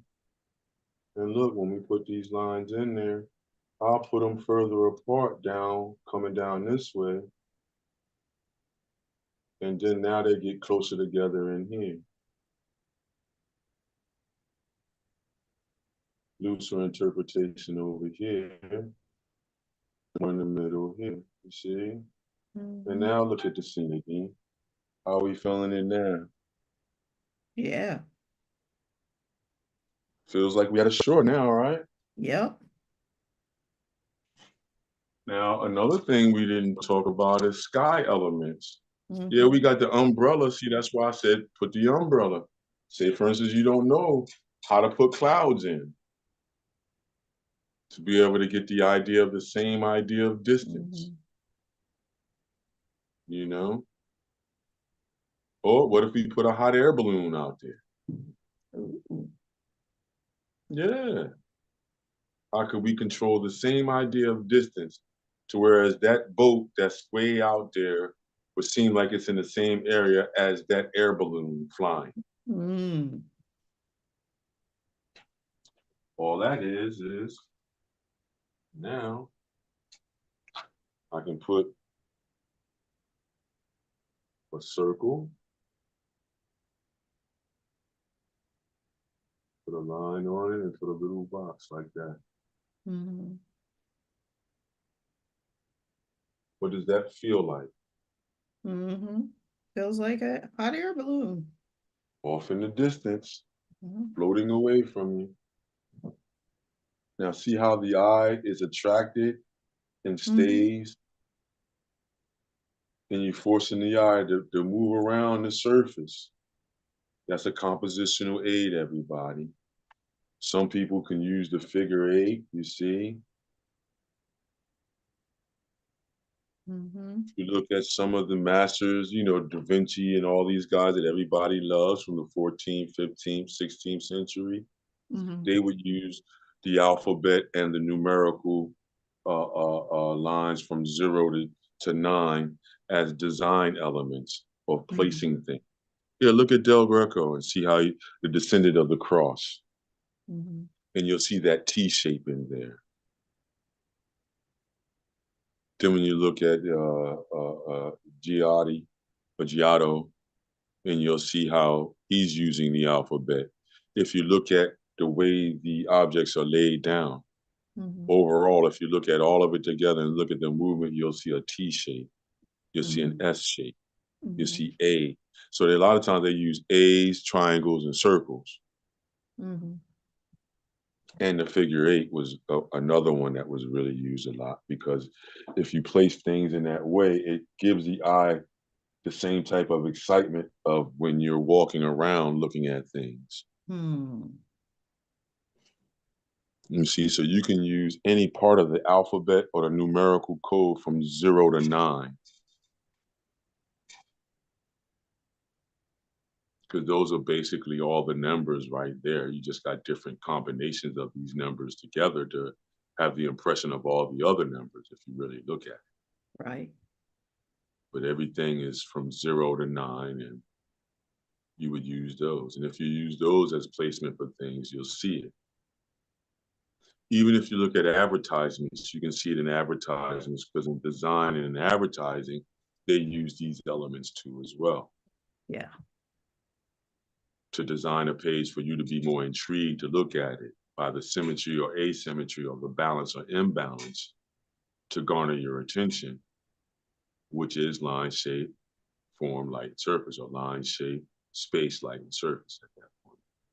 And It's using, mhm. they also want to control your line of sight. They want you to direct your gaze to an important aspect to get to hone in that point they want to hone in. Oh yeah, especially in cinematography. That's a Mm-hmm. main thing in your realm, Nadine, for cinematography, editing, and all that, Mm-hmm. because you would use certain in focus or out of focus, you know what I mean, sequences to garner your attention in a certain corner of the screen. Mm-hmm. Yeah, but it's the same thing when you're looking. Like, here's one for everybody. If you have something on the table in front of you, look at that item first, and then Mm-hmm. try to notice what the surrounding area is doing. Everything is fuzzy Mm-hmm. when your focus is on that one item in the foreground. Now focus on something just in the background or the middle ground. What does the Mm-hmm. foreground look like? Mm. It's fuzzed out. It's out of It's not focus. right. It's out of focus because whatever you're focusing in on is the object of attention. Everything else is out of focus or diffused. You see what Mm-hmm. I'm saying? So then that's another thing that people don't use anymore in their paintings. Mm-hmm. That when I've used them, I may not have won the contest once again, but I've gotten a lot of people to look at the piece, number one, and then ultimately sometimes you get an individual that's so enthralled with what you've done that they want to purchase it. Mm-hmm. And then that's the ultimate. But these are just some of the simple things that you can use that think about why your comic books are so important to you. Think about why TV is so important to people and cinematography is because of the Mm-hmm. very thing you just said. When it can give you that type of excitement, that's why digital graphics have to be what they are today. You know Yeah. what I mean? It has to be, things have to bleep, move, like how you just heard me get an alert. It Mm-hmm. has to bleep, and it comes across the screen with lights and movement or hypothetical movement based upon the timing of lights moving across a little screen to get your attention. All that's based upon how you actually look at things, and they use that stuff, like how Nadine alluded towards, to keep your attention or to put your attention on a specific product so that you participate with that product or saying or philosophy or thought. You know? But just know that these ideas that we're talking about so candidly now to make this scene, it's what's used in your actual environment for you to be able to navigate, know how to go to the store. When you're in the store, know what you're looking for. You know what symbols look like, even if symbology is not on the top of your brain. If I showed you certain symbols, you'd be like, oh yeah, that's my product. I eat Frosted Flakes all the time. Oh, that's a Kellogg product. Yeah, I eat cornflakes all the time. That's the rooster. See, a lot of people don't even remember that the rooster was for the cornflakes. Yep, I remember. Yeah. And then Tony the Tiger, he just beat up on the rooster. Now you don't even really see the rooster anymore. Because now the rooster is seen as an annoyance. But nonetheless, that's still, how do you, recall this, evoke it, to negate it out, to get the idea out? How do you pull something from nothing? The page was empty. We dictated what the scene would be. We were at the shore. Then we said it's from the point of view of we're looking over one of the tables from underneath of the umbrella. You see that, everybody? Do we not have that idea there? That's our intent. Okay, look, now I'll go back through with the black marker real quick. And I promise it'll be quick, Nadine, because I see we're at 12:06. Yeah, no worries. Okay. So now look, everybody. This is where I start going in and making certain things permanent now. So that means that I would go back into the background and I would darken in where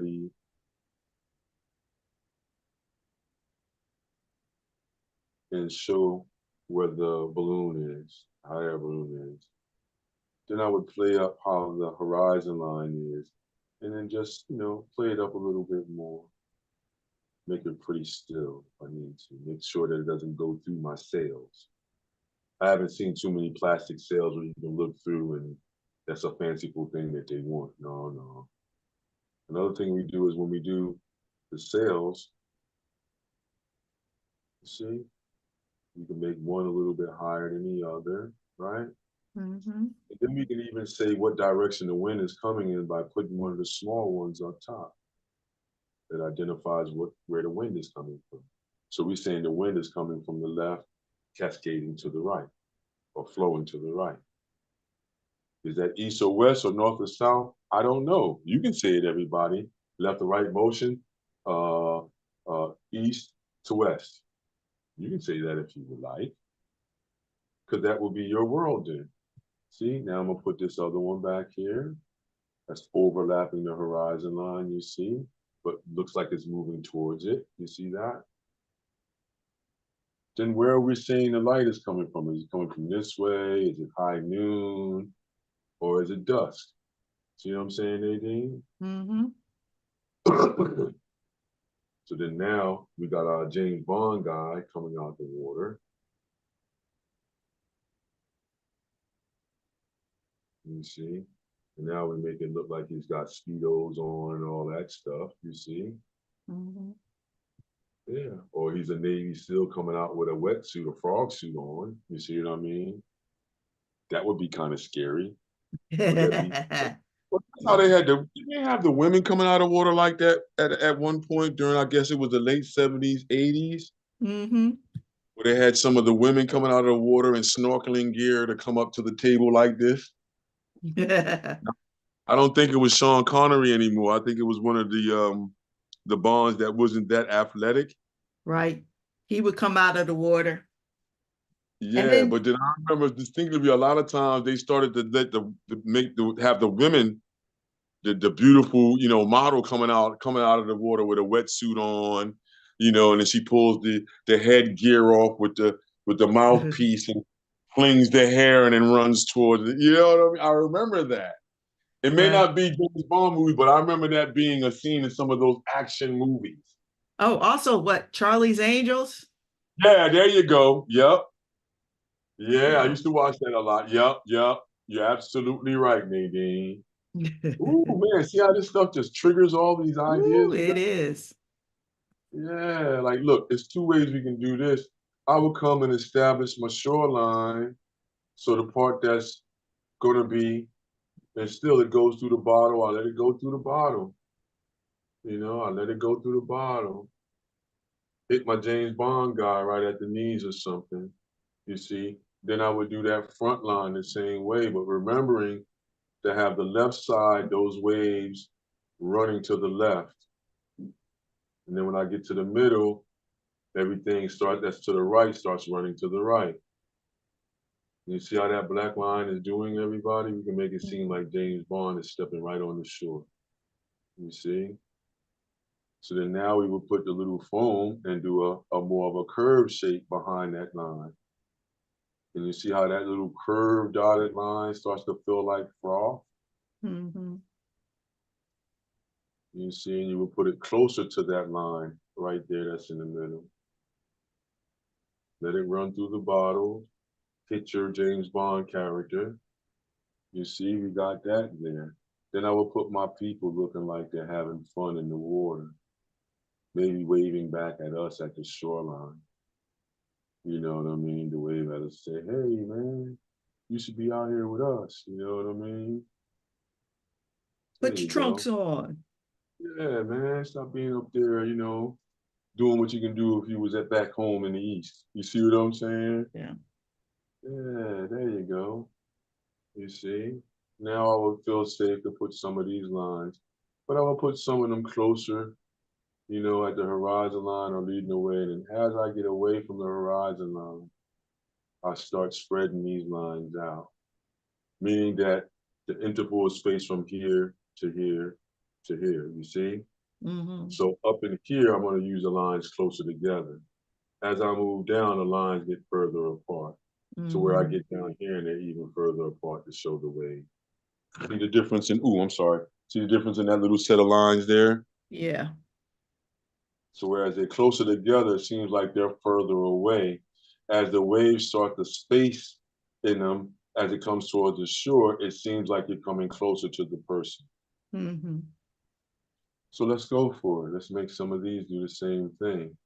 Notice how I'm letting some of them go through the bottle. Because if it's a clear Corona bottle, that's going to be the case. You'll see some of the waves in the bottle, refracted in the bottle, because it's translucent, not transparent. Mm-hmm. You see? You know, put the lines in and they start looking like waves undulating, you know, in the waters. You don't want to overdo it. Just, you know, a couple here and there. Wherever you put the blue lines at, put a couple here and there. But then you can come back with your kneaded eraser and erase out all those lines when you're ready. For the bottle now you see if you have the ribs on it to show the turning of the bottle cap being able to come off, you see? And then Mm-hmm. now you were drawing those lines totally now, you see? Making them permanent, you see? You see? Yeah. Even putting your label on the front, you see? I'm gonna put a D on mine.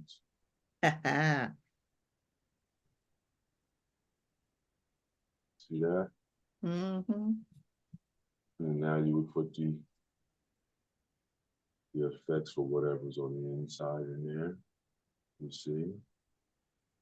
You can even put some marks to show the shine on the bottom, you see? You know how light reflects and refracts back? Yeah.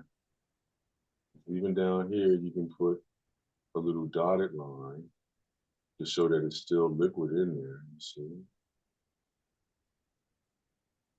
Same thing with this bottle. I will put just a basic red because that was a pop-off bottle cap.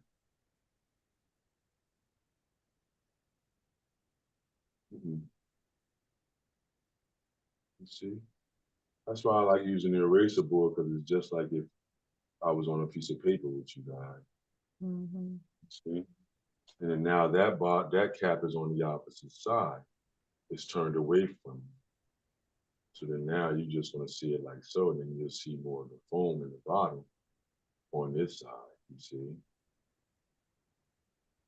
And that's what makes it even seem like even more like you're looking into that bottle, you see? Mm-hmm. And then now you can put the little glass effects of, you know, reflective light, you see? Even a couple on the front here. Because sometimes there'll be ridges on the bottom of the bottle. Yep. You see? Ridges And on the and bottom. and sometimes they'll even have braille. Yeah. Mm-hmm. Little dots and dashes and high points on the bottle. Yeah. You know. Now this is where we can say the light. You know, if I say the light is coming this way, coming straight down, then underneath this here, it would be here for that Mm-hmm. bottle. And possibly a little bit right here. And that's as much as we would see possibly of that shadow. You see, and I would use left or right motions to fill it in if I'm not going to use any color. You know, all my marks would be left to right to make sure that it's laying flat down. So then now that means that my bottle cap would have the same type of shadow on it.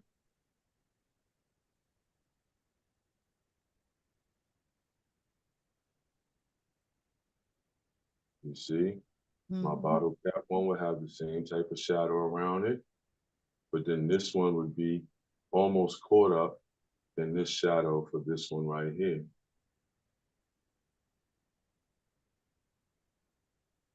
You see, just a little bit. And now I would go left to right in there. You see?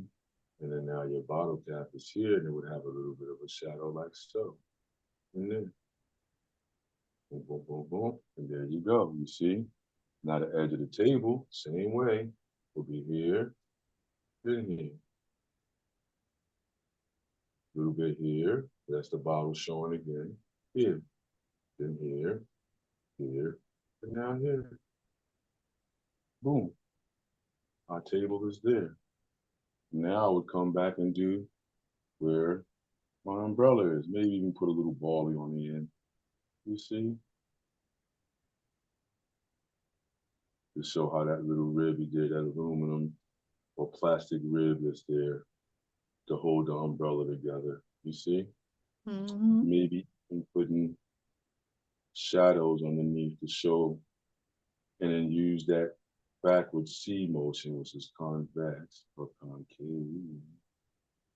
You see? To say that's a shadow inside there. You see? A shadow inside. And I would use that motion of the edge of the umbrella to dictate how that shadow would look. Mm. You see, I'm just using a scrumbly line. That's all I'm using. Does it feel like a shadow? Yeah. Mm-hmm. Come on. You know, you see the other things that you can put in. You would have to put a shadow on your ball.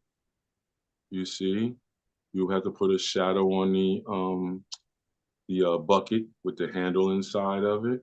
Mm-hmm. And look at how that starts to come to light when we control the light source and where the light is coming from. You see? Mm-hmm. You know? So when people say, "Oh, I can't," I say, "No, you're choosing not to. That's what can't means. It means you can, but that N apostrophe T is getting you in trouble because you're saying Mm-hmm. I don't want to at this moment. So that's why I say you can, everybody. You just gotta want to do it at that moment. That's Yep. the only way, you know? Is there more things we can put in here? Yeah, it's more things we can put. But just remember some of the points that we talked about. You have to control everything Mm-hmm. when you're making it up. And there's nothing wrong with that. After we got this like this, you can fill it in with almost anything. Don't you think, Nadine? Oh yeah. Oh yeah. You know, you can airbrush this if you wanted to, watercolors, watercolor pencils, color pencils, pastels, acrylics, oils, you know, gouache. It's endless what you could fill this in. So that's why I like focusing on drawing a whole bunch. Because once you have your drawing down, you can fill it in. So that's the whole argument between what used to be historically uh, uh, Poussinese and Rubenesque. The Mm-hmm. Poussinists were the guys that loved drawing. The Mm-hmm. Rubenesque were the guys that loved color. They tried to say that color rules what an item is. And the Poussins or the Poussinists said, no, it's based upon the raw formality, the edge, the line, the form, the shape that it takes on to contain that color. Mm-hmm.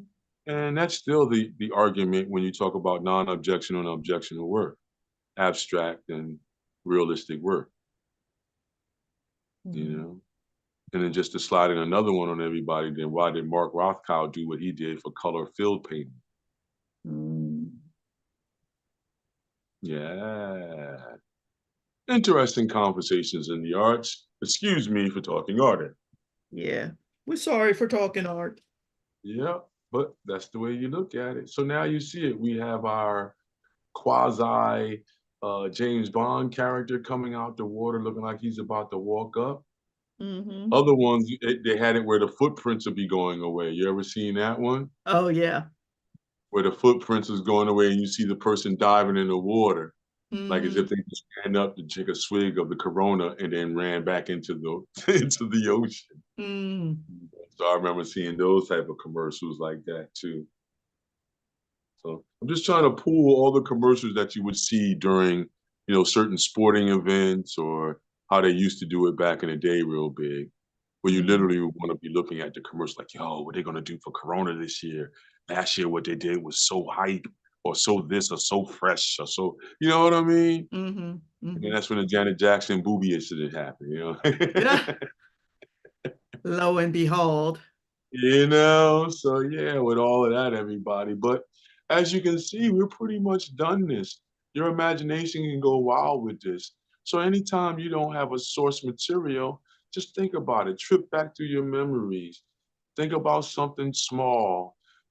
Think about, you know, like it is. Happy Father's Day to all the fathers out there and Happy uncles and Father's Day. Yeah. and then just think about a scene if you was to sit down with your father, if that individual is not here no more, what would they have on their table? Things like Mm-hmm. that. See, that's the psychiatric or psychological aspect of it then. Not really caring about if the bottle is in perfect perspective, but can you remember and adore what that person would do on those days? Oh, yeah. And to evoke that. Did you go to the shore with this person and y'all had a moment where you sat down like this? Whether you had it exactly like this or not is not the issue. But did you have a moment like that? Mm. You see? And that's when you're not really caring about the absolute of right and wrong and perfection of the scene. You're more so worried about the expression, the feeling, the emotion that it brings to you to remember, to Mm-hmm. recall those beautiful moments with individuals or with individuals that are still living in environments like this when you did go to an environment like this to relax, to Mm-hmm. convalesce, to commune these things, you know, to decompress. You know what I mean? All the words we use when we say we want to go to some place like this and have a moment. Mm-hmm. Have that moment, everybody. Try to remember them, try to hold on to them so you can use them in other ways to bring you delight and fun. And a great Ain't that right, way, Nadine? that's right. And a great way to remember this is to draw it. There you go. Or That any is a derivative great you way. want. Yeah. I mean, you could have put a bowl up there, popcorn if you want to. I don't know. Woo, popcorn. I haven't had Yeah, popcorn in a while. you know it. You know, air popcorn, you know. Put some nutritional yeast on it. You know what I Mm-hmm. mean? Mm-hmm. There you go. That's Yeah. soup. Or you can Yeah. put your not your A1, the what's that other one?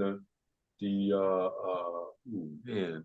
Well, I use the Goya seasoning sometimes, the saffron. Mm-hmm.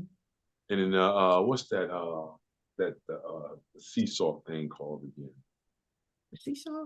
The Obey. pink? Obey. Old Bay, yeah. Yeah. That'll Obey. raise your pressure. Yeah, but it tastes something good on some how would you say potato chips that you make Crabs. home, and especially the popcorn, man. Yeah. I don't care who you are, man. You put that Obey on that popcorn. You could be vegan all day. That you saying you gonna smell that popcorn. You gonna be like, hey, let me. Yeah. I ain't had that in years. Right? I need a little seasoning. They put them You on know, chips now. yeah, that Obey takes your blood pressure up. Everybody knows it, but it tastes so good though. It does. It does taste You good. know. So I'm with you, everybody. Yeah, just like how Nadine said, it takes your pressure up. But hey, man, listen, it tastes good. I'll drink some water and go sit down in the shade. Yeah. Right? It be tasting good. Yeah, I just got to need just one handful, and I swear I won't do another. Now, who does Mm-hmm. that? Yeah. Mm-hmm. So yeah, I'm with you, Nadine. You gotta watch the Old Bay season stuff, but God, it tastes so Yeah. it tastes so good. It does taste good. What they say, it tastes so good to be so wrong. You know what Yeah, I I mean? know. So at this point, everybody, there's nothing more to really say about this scene. How did yours come out, Nadine? Let me see. Are y'all ready? Okay. I think we ready. Yeah. All right. You see, you got the idea. Because you go on enough trips and outings that you've seen this somewhere in your lexicon. I think I have an image like this. Yeah, well, I'm talking about the one, you know what I started thinking about? The one we did when you was on the deck. I forget where you were. I was in the Poconos. There you go, that one there. I'm remembering that one because it looked kind of like this scene, except for we had the fencing of the deck and the Yes. cup with the heart in it. Yes. And we just did the tree, the Yeah. yeah, you know So the it wasn't deal. alcohol, it was coffee, and it was looking Right. at the lake, and we could see the Mhm. houses in the back. And that's Yeah. actually that was a good session. Yeah. That was a That's why really I good bring session. it up because it was something close to this, what we just did. So Yes. that's why I say, everybody, we pretty much dance back and forth between everything we've done. I think I remember Nadine had said last week we may start, how would you say, when we do certain things, just rehashing some of those things in those earlier videos to bring them forward so everybody can remember and then have a reasoning for going to the other videos. And Yes. when we get Patreon organized, you can go there and have a better way at seeing some of the things that we're saying.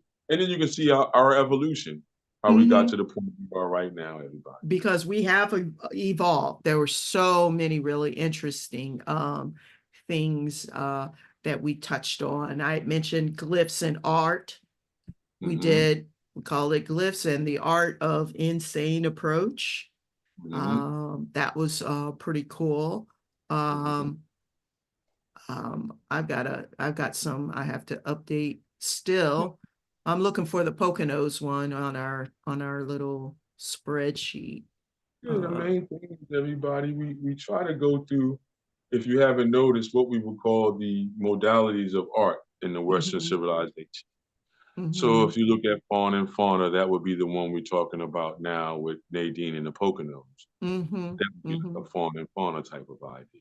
You're mhm, in the, you're in the woods and you're showing the fauna, you know what I mean? You may show a fawn, which would be a deer or any animal life at that point. Or you mhm, may just show where human beings convalesce, like how we're doing here. So this still would be considered, this would be an oceanscape. The one that we did with Nadine being in the Poconos would be a landscape mhm, or lakescape. mhm, You see, these are all genres within the art movement, art history, or world history at that point, and then mhm. the Western thing, and then the American idea. And it's all based upon what was successful in the marketplace. So, Yeah. then that's when you got all your genres now. Mhm, So what we just did would be considered a graphic image.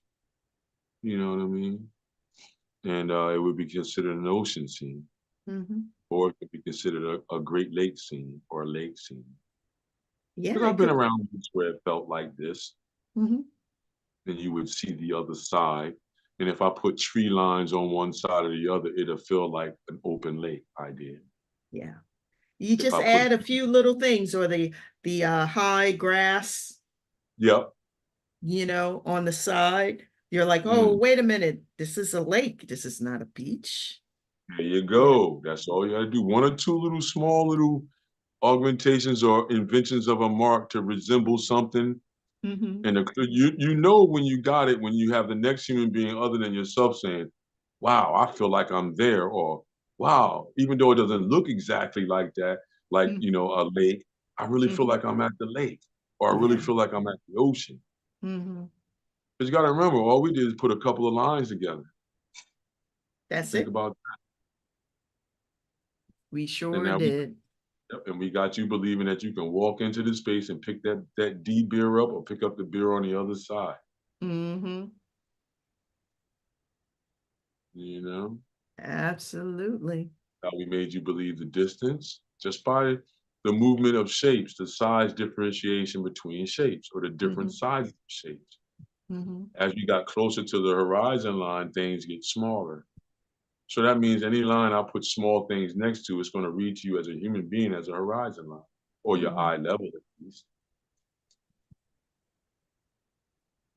Yep. And then if I make them bigger coming towards the bottoms of the page or the middle of the page, it's going to feel like something's coming towards you or going away from you. Hmm. So just by using size, you can make somebody believe perspective. And look how we did it without having to actually talk perspective. All we did is made a smaller two triangles for a smaller boat. We made a medium-sized boat, and then we made a real two big bottles and everything else in our foreground to make it Hmm. seem like it's sitting right there. Hmm. Hmm. Once again, is there more that you can do to it? Sure, you could probably put, a little, how would you say, cheese fries or something, or a pineapple drink, or a martini, Hmm. a coconut Hmm. with an umbrella in it if you wanted to. Any Hmm. type of glass or mug that you would want to make based upon the basic shape idea that we did earlier.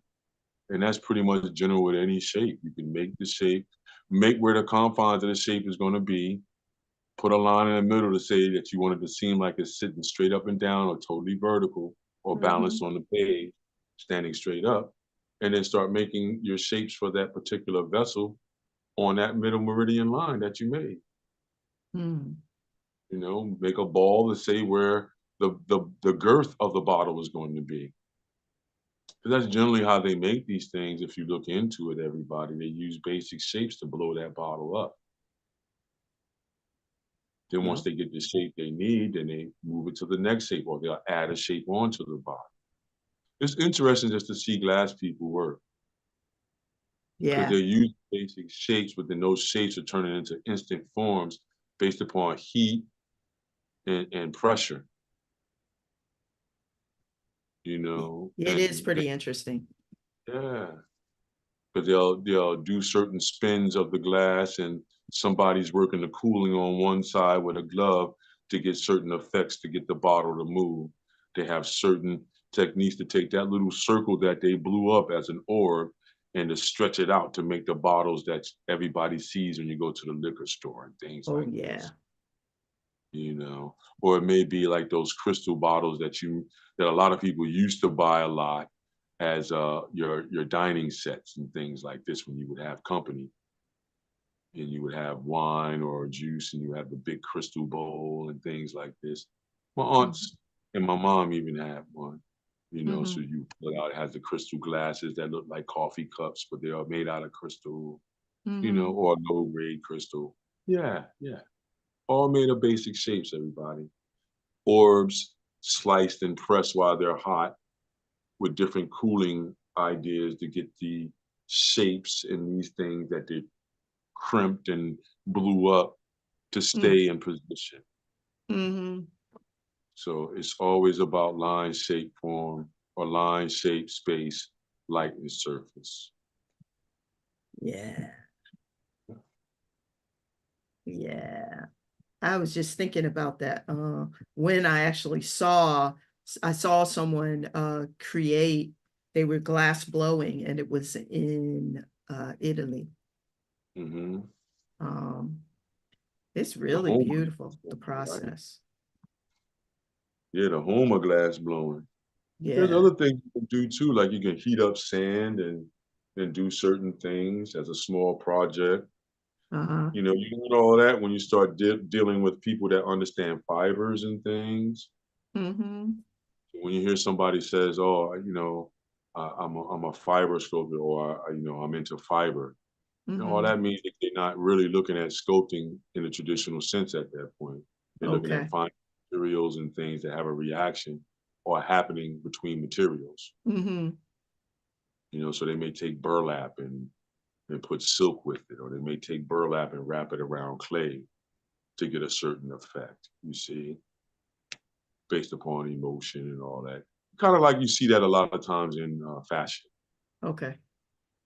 Whereas, you know, you'll see stuff that, yeah, you know, nobody's really going to wear that on the street, but you can see that it's just mainly for what they would call the runway work.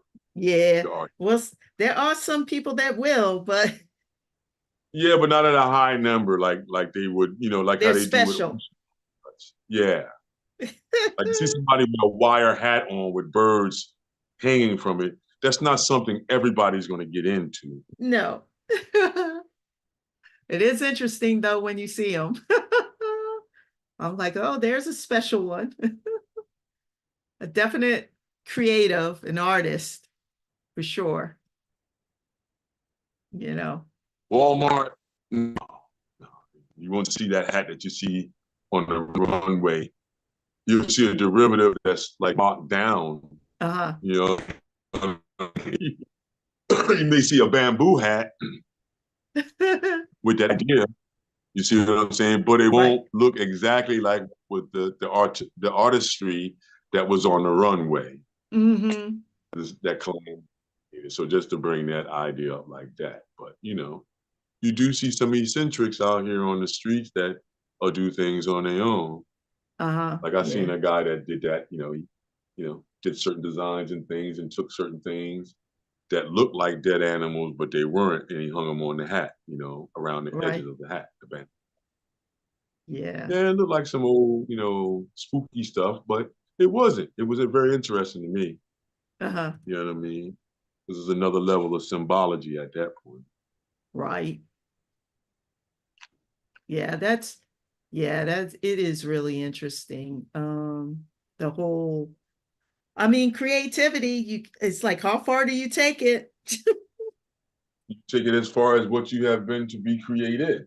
Yeah. So once again, if you're a creation, you go as far as what you've been created. Everything that created you, you can use as an idea to Mm-hmm. make paintings and Mm-hmm. creations to express the time period that you're Mm-hmm. in. Now you really understand the importance of the artist to society, and you have Mm-hmm. an understanding of why we have all these museums and galleries all throughout the terrains of the planet, you know what I mean, called marketplaces. Right.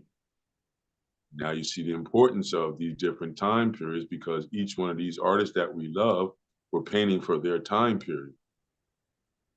So Mm-hmm. they're talking from their time period to a future time period, which is us. You see what I'm saying? To keep that idea or tradition of human expression going forth. Yes.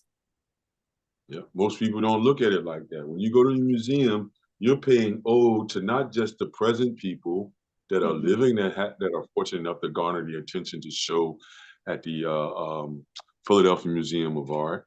You know Mm-hmm. what I mean? But we're looking at their collection to say, okay, this collection is worthwhile because they have some of the best artists from several time periods that we still can look at to garner the masterful the all over the masterfulness movements of controlling mediums and the ideas of being human at Mm-hmm. that time to push us forward to the time where we're at now. Mm-hmm. So think about it. See a Kandinsky piece, a Duchamp piece, what that really means. Mm-hmm. Early Pollock, you know what I mean? Early Henry Osawa Tanner, Mm-hmm. early the Harlem Renaissance artists. There's so many of them that I can't really just pick one or two. You know what I mean? You got John Biggers, look at his work. You know what I mean? Louise Malo Jones, look at her work. Augusta Savage, look at her work. You see, the list goes on and on and on. Whether you want non-objective or objective, what we're paying ode to is each individual at that time that was able to garner attention to be in those spaces and places to show what it is to be a creative during those periods to move forward. Because if you go back and read up on some of them, they were speaking to this time period and they was talking about what the future events would be. And if you look at some of those things and look at what we're doing, it pretty much was close. Some of them was dead on, but a few of them was very close to the idea of what the future of creativity is going to be. So that's our task in the present moment. You know, is it going to be digital work? It's going to be digital photography or photography with film. You see? Is it going to be things done by hand or done with the computer or done symbiotic, both at the same time? You know, are they going to push the 3D printer even further than just into construction and architecture? Is it going to be able to, how would you say, be expanded upon in the marketplace for, you know, the average everyday individual? Just like the computer, will the price of the 3D printer drop?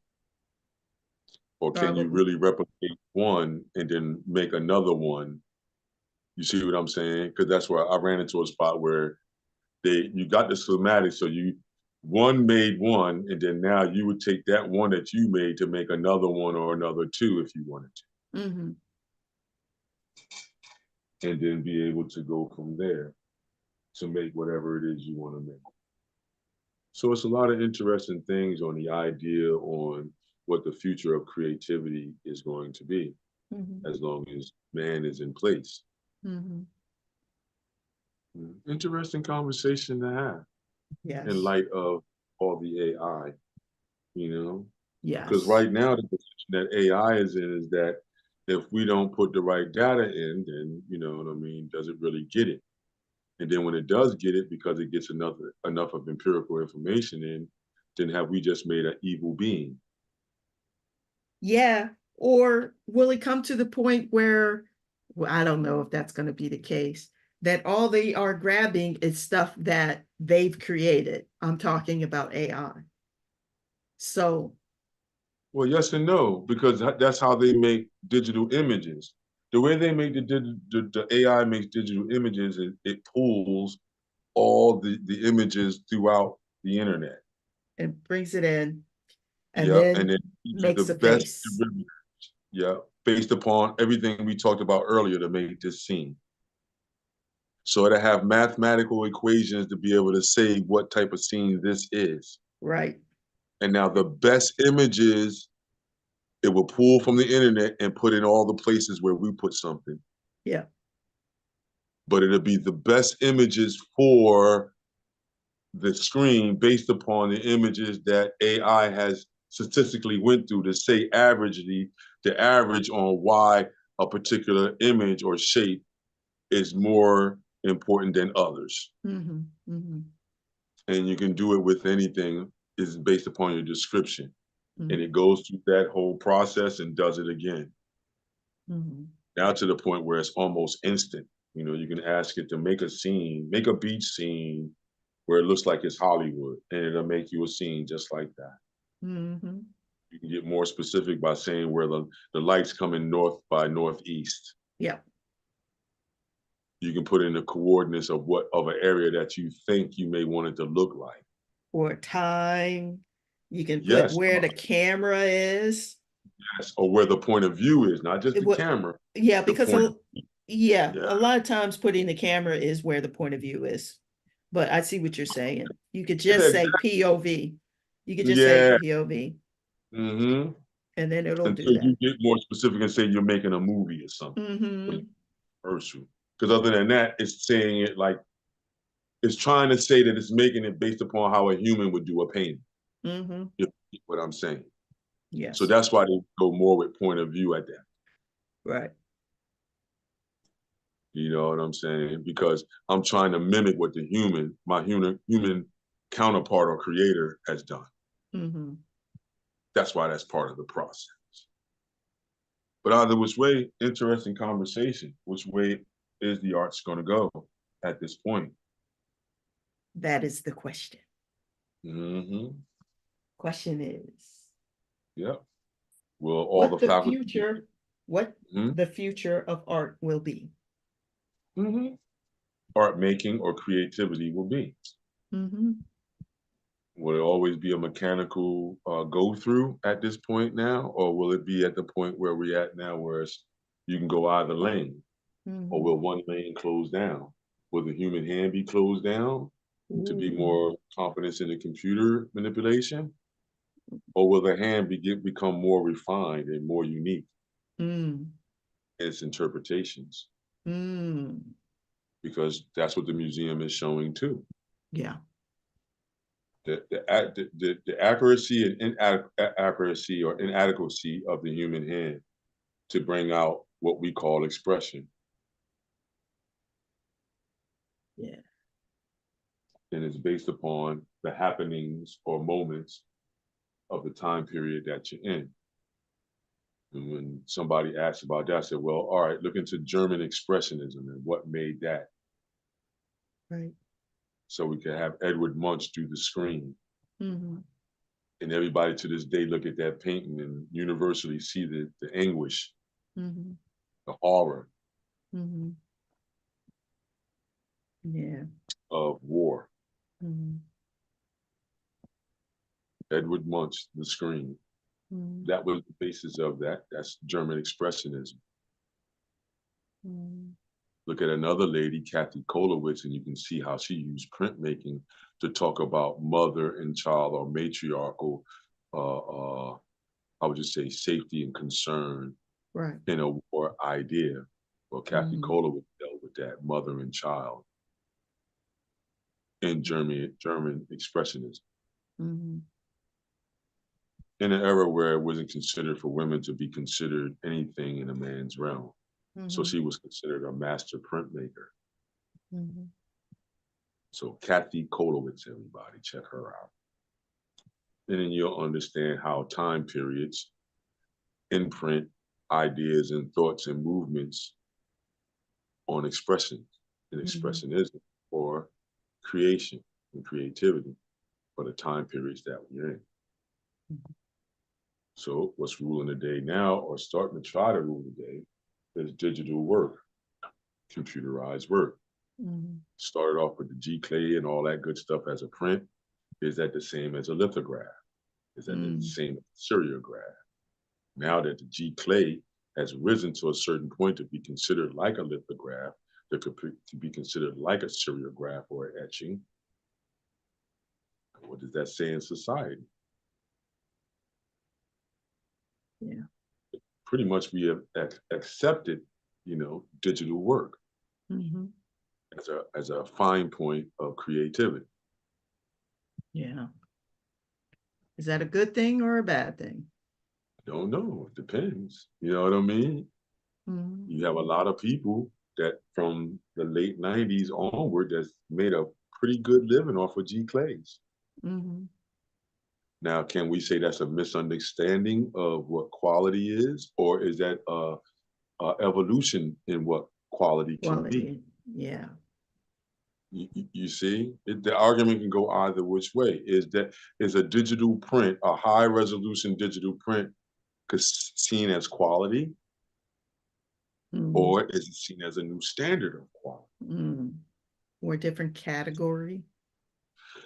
Not really category, because it wants to move past lithography and etching, which are the high points of printmaking, Right. to move towards what oil painting is, the highest of the high. Mm-hmm. Sculpting, the same thing. Bronze was the highest of the high. Mm-hmm. When you're talking about art and art forms and things like that. Mm-hmm. Yeah. So is the computer there by acceptance by the general public? Yes. Mhm. Which had an imprint on industry? Yes. Mhm. Yeah. Oh, yeah. Because think about it, when G.Page first came in, everybody that was set up for lithography hated it. Mhm. Why? It was a cheaper process for a bigger bang for the buck. Mhm. So now instead of going lithograph or duotone to be able to print up things, you could print them up very easily now with a device that just spits out, how would you say, ink or paint from nozzles Mhm. to give you your image now. Right. And then question the idea, is it really art that can be commodified on the open market? Well, if you look at the open market, you have a lot of seriographs. That's what it basically is, a high Mhm. a high level seriograph because they're using acrylic paint or high resolution paint being sprayed out from nozzles to lay on top of paper. Mhm. That's what's happening when you get a G-clay print. So they're saying because it's using this technique of air nozzles and acrylic paint, that it's just as good as an oil painting or a lithograph, seriograph, or any one of the high-end traditional methods of Wow. print. At first, it was a no-no. Everybody was laughing at it. I remember everybody was Mhm. laughing. Then all of a sudden, you see it. Now everything is directly to press, meaning that once I press that button now in the pre-press room and the design room, it goes straight to plate. That plate is taken straight to the press to be printed. Mhm. It's evolved to a situation now where I press the button. I don't even need somebody to put it on the press. Mhm. That means that it developed, they have machinery where it develops the plates, the zinc plates, right? Mhm. Then it'll go through a mechanism where it'll go and be put on to the press itself, connected to the conveyor belt, the Mhm. system of plate being produced and developed. Mhm. And all you need is two people, one person in the pre-press computer room Mhm. and one person to monitor the ins and outs of the press. Mhm. This is what you have happening because that whole process eliminated the photostatic goldenrod, all of the different techniques that you would use to print up a page. Right. Now it's all press one button, it goes straight to the press. Mhm. Or now you don't even need a press. You'll just have a plotting machine Right. that you can press all of this out on a bigger piece of paper and then just have a conveyor of cutters that will cut the different sizes down that you need. Mhm. And then put it into book and magazine form. Oh, but you don't have to do that anymore because now you have ebooks. Mhm. Yeah. So you're slowly seeing magazines being on the shutdown if you go to Mhm. Barnes and Nobles or something. Mhm. People are not really looking. The cost of a magazine has gone up Mhm. to almost $5 a magazine, something like that, if not more. It's becoming more like a book. It's becoming more like nostalgia. Mhm. You're buying a piece of artwork now rather than just a periodical Right. because now it's cheaper just to leave it on the light show, as I Mhm. call it. That means your tablets, your The, the laptops, light your show. iBooks, and your phones. Yeah, I don't even need a piece of paper. That's what they're saying. Mhm. What does that mean for the artist then? Right. You see all these beautiful conversations that you can have, Mhm. you know? And these are most of our conversations that we will and do have and will be having. And Mhm. excuse us for talking art. Sorry for talking hard, but we have to because it's in our blood. It's in our blood, but every human being has to Mhm. because we have to express. And I'm always going to say this, are you a creation? If you was created and you saying, yes, I'm a creation, then that means that you're a creator then you have to create. And there it is. There's no way around it. And then if you further have difficulties with it, then look around your home. Mm-hmm. Look in the mirror and look at how you adorn yourself. Mm-hmm. You don't just throw things on. You put things on based upon your experiences and how you like to, how would you say, reflect upon the world that you're in. Express yourself. There you go. So you don't just put on any t-shirt, you put on a Fruit of the Loom t-shirt. You may have a different color t-shirt to match your sneakers that day or to match your socks. Or let's paint and draw a long t-shirt. Yeah. Or like, yeah, pretty much, you know, red and white, I got a red and white hat on with red shirt and, khaki shorts, black Mm-hmm. shoes. Mm-hmm. Well, that's matching on a certain level. You know what I mean? That's Right. coordinated. That's being creative. You're not Wow. just looking in the drawer and just throwing on anything. Nobody does that. Even Nobody. when it looks like it's like that, nobody does Nobody does it because they choose what pants to that. put on. Right. Even if it's based upon your emotions, you're picking for a specific reason. It may Right. not resonate to the rest of us out here, but Mm-hmm. at that moment when you picked it, you know what? Have fun if you got little kids around you. Let Mm-hmm. them dress themselves if you want to have fun to see what it is that we're talking about. So you can see that we just don't pick up anything. True Because that. you'll look at the little boy and be like, boy, if you don't, that's what you picking to wear? Yeah. Because I remember you look at some of them and they just pick up anything and just put it on. That's picking up anything and putting it on. And then they look at you like, did I do a good job? Mm-hmm. Yeah, And good, depending upon good. how you react, you'd be like, woo, look at you. I knew you had it in you. It's in Yep. your genes. No, they just picked up the thing that they knew that you pick up for them every day. You know what I'm saying? Right. And they did this. You see little girls function better like that. Right.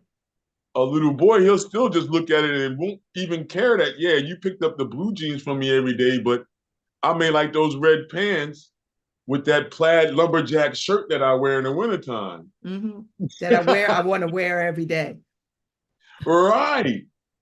So he's going based upon his comfort scale. I like that and I like that. That's why you see little boys being cowboy policemen. Yep. There you go. You know, it's like you see little girls being um how would you say, Cinderella or a princess, and Tinkerbell or some type of, you know what I mean, whimsical character like that at the same time. Mm-hmm. Because they all wear the ballroom dress or the, how would you say, the ballerina dress. Yes. And if they wear the tiara, it's a certain way the tiara is to let you know if it's the fantasy character or she's trying to be a queen or she's Yeah. trying to be a princess. Right. You see? So yeah, man, you know what I mean? We don't do things like we think we do just haphazardly. No, no, no. Not humans, not humans. It's all for a reason. Now, that reasoning that you do that pick, it may not, like how I said, it may not resonate with others. At that moment, it's resonating with you. You get Mm-hmm. outside, and that's when you start feeling a certain way. Because people like, what in the world are you thinking about, man? You don't wear plaids and stripes together. Yeah. Mm-hmm. But what are we doing right now? Questioning pattern, questioning Yeah. rhythm, questioning combination, Mm-hmm. questioning everything about what we call uniqueness. Mm-hmm. Is uniqueness and oddity like putting plaids and stripes together?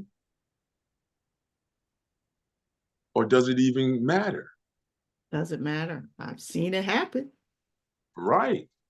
Is that just a fashion world thing or is that a common everyday man or woman thing? Could be a statement. They're making a Could it be a statement. cultural thing? I want to create conflict. So every time you look at me, you're conflicted.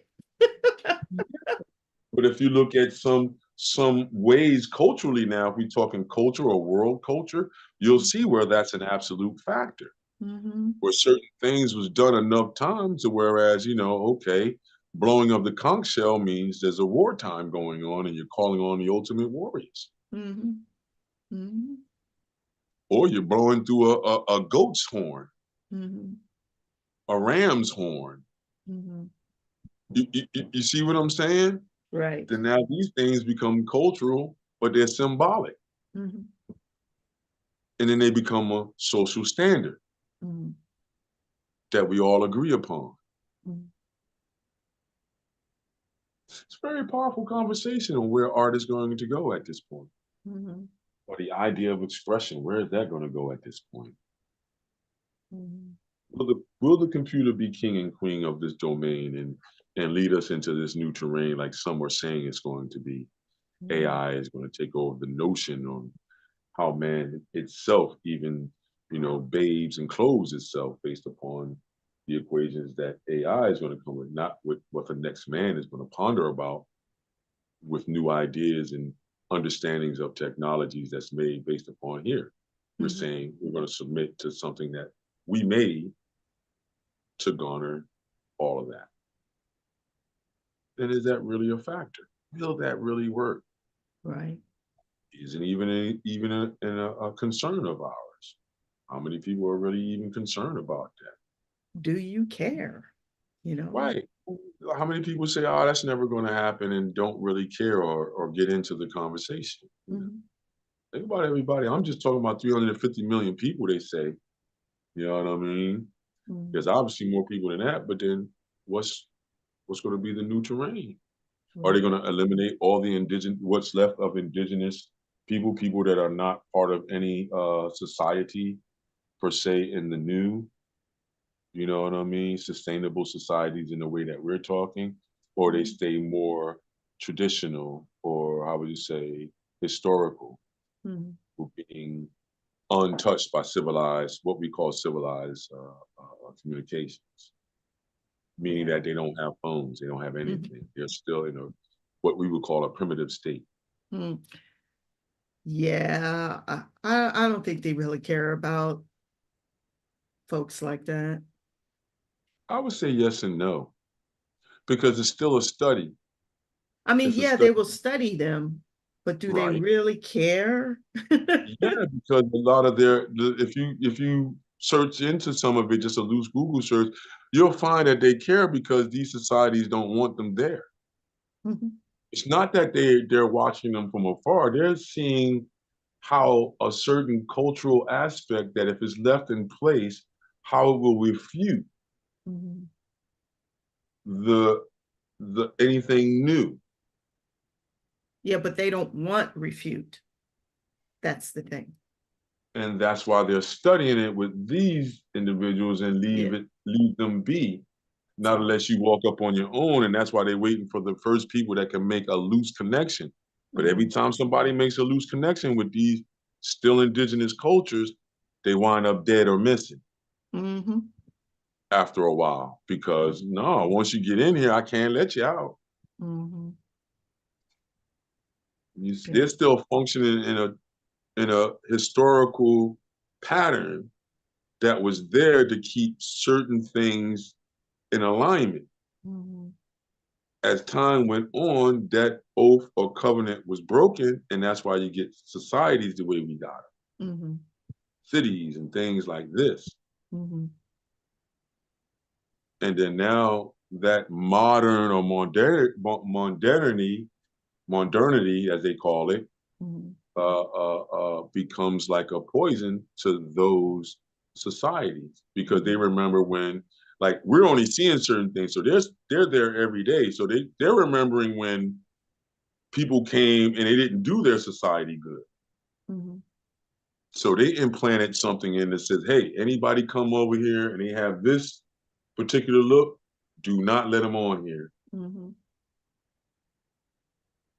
Do not trust them. They'll say it. If the entity that comes up on the shore looks a certain way or they're in a certain device, They're they like, may here not know comes that. trouble. Yeah, that's why you see certain photographs and videos of, you can hear this ding, ding, ding, ding, ding, ding, ding, ding, and it's not bullets. It's them shooting arrows, throwing spears, and Mhm. shooting stones at helicopters. Mhm. Now they're laughing in the helicopter, but if they get too close, that spear is going to cause an issue to that propeller, and I'm down. Mm-hmm. Now it probably doesn't because they have certain factors and faculties that would take care of that situation, probably break up whatever's coming through there.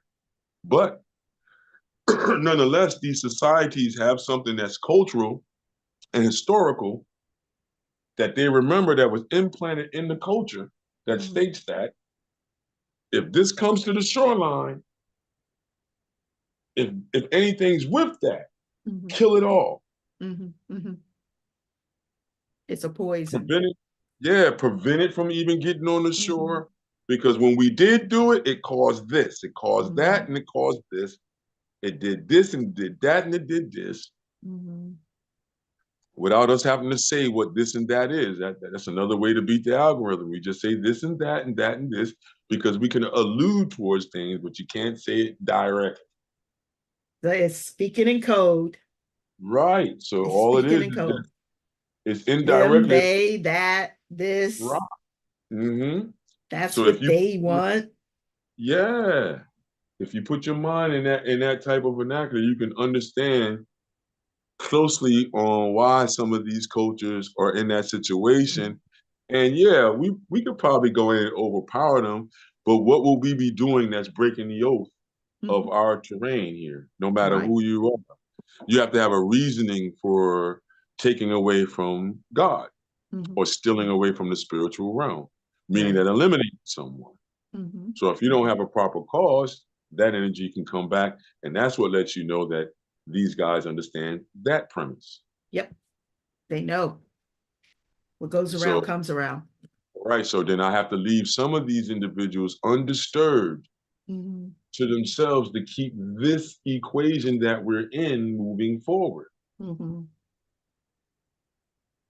Because if you don't, you're causing a lot more rifts in the future than what you think. Right. Messing You with the know? balance. Yeah. And that's what a lot of people don't look at when it comes to the elite and controlling features, because if you look at it, they're charged with controlling those movements. Mm-hmm. You know, whether we like it or not, the elite in your bubble are charged. They're like the modern day kings, queens, monarchs, and rulers. They charge themselves as the rulers. No, the people do it indirectly and directly, Mm-hmm. based upon why is AT&T so big? Mm-hmm. Because we You buy know? AT&T services. Yeah. Why was Bell South so big to transition into AT&T Mm-hmm.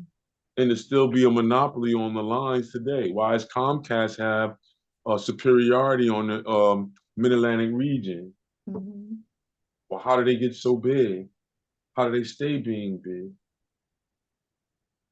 Mm-hmm. It's the frequency by which they get the population to move towards them. Mm-hmm.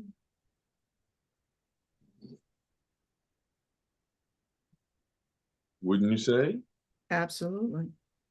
So then that's what the situation is. Well, we want And you to move towards us.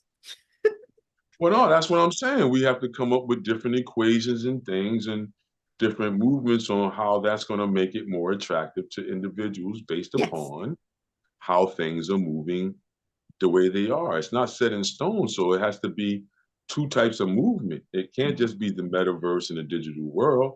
It has to Mm-hmm. be some of this tangible stuff done. See, Stuff because that I you can get stuff touch. from the tangible flyer conversation from maybe not passing my card, but tapping their phones with the dot card, Yeah. the digital business card. Yes. So that's still like that grassroots thing where, you know, feet on the ground, you know, you're walking and Mm-hmm. encountering to build, you know what I mean, population or Mm-hmm. popularity, Mm-hmm. which is nothing more than interest, which is nothing more than fame. Mm-hmm. But to be given a dollar and interest Mm-hmm. is the ultimate of fame. Mm-hmm. And then it's the number of people that you're able to snatch their ears from others or Mm-hmm. snatch their eyes from others. Mm-hmm. So how did Denzel Washington become so big? Mm-hmm. Was it the roles of being a rebellious nigger or Negro the way, or was it the way of being a lover's man? I mean, a woman, a lady's love, or to intrigue the female in our society. And then how many of those females of different cultures accepted the fact that Denzel Washington was that it man? We're not just talking about his own nationality now. We're talking about every nationality on the planet. At one point, and still to this day, love that man, which makes his popularity or his influence expand, which means that he can garner more money on the open market. This is how art and everything funnels. That's why it's a good conversation to understand how that moves based upon something like this that we just did. Because people don't see the oneness and all that. I like to show that too as well. Because, art can't be dead, certain aspects of tradition has to move forward, but then also have to be let alone to thrive on its own to keep the conundrum going. So I believe the computer will totally take over? No, not in our time frame, because there's still human beings that believe in the human hand, in the human experience, and in what we call duality of the human experience. As long as we have that, then you're always going to have art, because you need the expression. I need to understand what these forms are expressing at this time. Don't you think? Or no, Nadine? I do. And I even want to go even a step further, because you need art, and sometimes you need to take a piece of art home with you.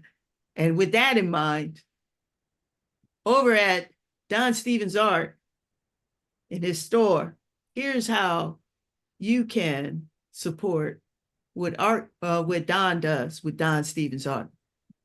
We have the link in the description of our video. You can go there and you can get your Keep Creating bag, 365, 24/7, and some really interesting pieces here. Your cityscape series, I like that. The traffic scene in Center City, that's beautiful. The South Philly one, I love the colors on that. And then the one with the Say It Loud is almost like, were you sketching that out and then you decided to do that? No, it's an idea that comes from my earlier days of being how would you say, an artist by hire, films and things like that, because I found out from Andy Warhol, that's how he made money, doing drawings for magazines, newspapers.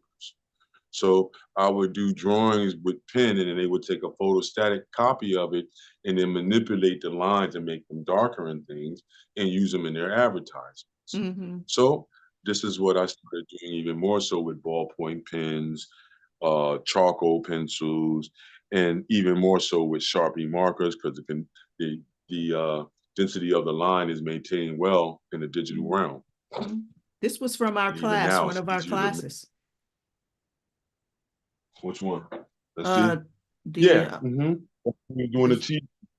So then that one, it was all done with marker, but I scanned it into the computer. And that's the results. You can play with the line quality, the speck quality, the darkness and lightness, all these things you can play with. And they have more than just Photoshop, Quark Express, or Illustrator as design packages now that's worthwhile and, how would you say, powerful peripherals to do these type of manipulations that I'm suggesting and talking about when it comes to doing something by hand. You see, yeah, even the lips around the T-shirt there, if you go back up, Nadine, even the lips around that one right there, the gray T-shirt, those lips were drawn, you see? And then I use them as elements in certain designs. If a person wants a logo, I use those lips for things and those teeth for things, you see? And you can place anything in between them and on them when you scan them in. So did I have to draw that whole idea right there? No, all I had to do was just pick the drawing that I did, put them together, and then put that together with the Keep Creating. You see, and then now we have a full idea. So now if you look through everything that we got there, you see, now you can see what was being done. The flag there, that's being scanned in. You see, Mm-hmm. the on the t-shirt, the yellow front, I took the design from that black and white flag and we put it on the black t-shirt in yellow. Mm-hmm. You see? Yeah. Oh, And all this that one. is Mm-hmm. Go no, ahead. the black and white flag one. Mm-hmm. See the black and white flag in the poster? Right That one here. there. That design that's on the t-shirt in yellow. Mm-hmm. So the black lines were made yellow. So that Mm-hmm. in this way, any color that shows on the t-shirt shows through in the white areas. Mm-hmm. Nice. See? And that's where those black lines come from. You can This one see I it in the was, marker. Mm-hmm. why is this? This is taking a little while to load. I'm trying to see if I can Mm-hmm. pop this in here. That's the other one up top there. There you go. There you see, and that's the piano grooves one. Yeah. So I have a piano that I did, and I put no background. So just the Mm-hmm. black lines is there. You see, Mm-hmm. and then that means that any T-shirt that you put it on, the colors of the T-shirt is going to show through with the black. Mm-hmm. And then now you see what we did with the 24/7, 365. Keep creating. There's a Mm-hmm. white knockout in the inside. Mm-hmm. That's fake. So that it doesn't matter what color you put it on, it's always going to show up like that. Nice. You see? So these are some of the design elements. If you look at some of the marker landscapes, yeah, the cityscapes. Like if you look at that bridge one right there that you just touched, that one there, that's Mm-hmm. the New Jersey Transit bridge Mm-hmm. for the train that goes from Philly to New Mm-hmm. Jersey, New York. That's that New Jersey line, Mm-hmm. New Jersey Transit line. The other one, so you can, go somewhere everywhere and then just do a quick marker drawing. The ones that's underneath the bridges. Yeah, Mm-hmm. you This one see. was interesting too. Oh, Tree yeah, of that Life. one's called The Tree of Life. That one was done in collaboration with a lawyer friend of mine, Olivia Stoner. So Mm-hmm. shout out to Olivia Stoner because that image still garners attention. And that was when I was really, how would you say, around the October Gallery a whole bunch. I'm still connected to the October Gallery, but I'm doing more work from my studio right now. But Mm-hmm. this was with collaboration with my lawyer friend, Olivia Stoner. And she was just making mention to an idea about what the Tree of Life had meant to her. And then Mm-hmm. all I did was take her idea or thought, and then we worked it together. I did the visual of the baby and two other elements in there of Mm-hmm. what the Tree of Life would look like. And Mm-hmm. this is one that, a lot of people enjoy. Mm-hmm. So the Tree of Life, everybody, done with a friend of mine's, Olivia Stoner, for the idea, because we were just sitting in the gallery just talking. And she said, you know what, Don, I bet you in your line work, you can do something that I've been seeing. Mm-hmm. I said, well, yeah, what's that, Olivia? She was like, something like the Tree of Life, like that would show life. Well, this concept is out there when you use natural forms in nature to show things, but, Mm-hmm. take it a little bit further now. Just Yeah. like here with this one here. Mm-hmm. Yeah. With that one there, all I did is just go to the L stops, and Mm-hmm. just ride underneath it. Is And this right underneath. in K&A? Yeah, this is the Frankfurt side now. Uh-huh. That's the Frankfurt Avenue side, Mm-hmm. right when it turns into from Kensington to Frankfurt. Mm-hmm. And you just go to the location and you can stand right where I was at to be able to see these scenes. And that's what I do. I'll just go out and, just start drawing. People will see me. So I use that as an opportunity to meet and greet people live. Mm-hmm. Tap their phones, and then I have the information. These are live, tangible people at that point. Mm-hmm. But I'm still surveying the land and Mm-hmm. using what's around me to create from it. Awesome. Yeah. Awesome. Well, there you Yeah. have it. The link is in our show notes. This is And it's more to come. Don. Yeah, it's more to come, but definitely he's over at Printify. And the link is there and you can check out. And if there's something And that's of interest to you, you can yeah, purchase it there in a safe environment. yeah, all forms of credit cards and all the new forms of how you would pay. is accepted on the page, Mhm. everybody. And this is how And you can support Don Stevens of DonStephensArt for what he does and what he brings to the table. We definitely love having him here in this collaborative environment to get you to create, but also here's an opportunity to show your support And by lastly, I would like to say for those, thank you for the support of those that you have gone to the Cash App, or even the recent people from the park, the Elder Park, that have donated to me, or not really donate, give me pledges of support to be able to keep on buying supplies for those individuals that may not have it when I do classes. So I thank you for everyone that has pledged the support there.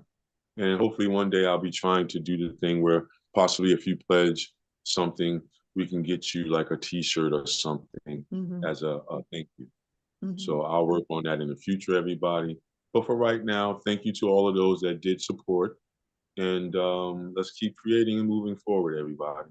Let's keep creating, everybody. We definitely went over 2 hours. Big Yeah. time. We're like almost 2:10. We want to thank you for Yeah. joining us here at Let's Paint and Draw Along. We went through a nice little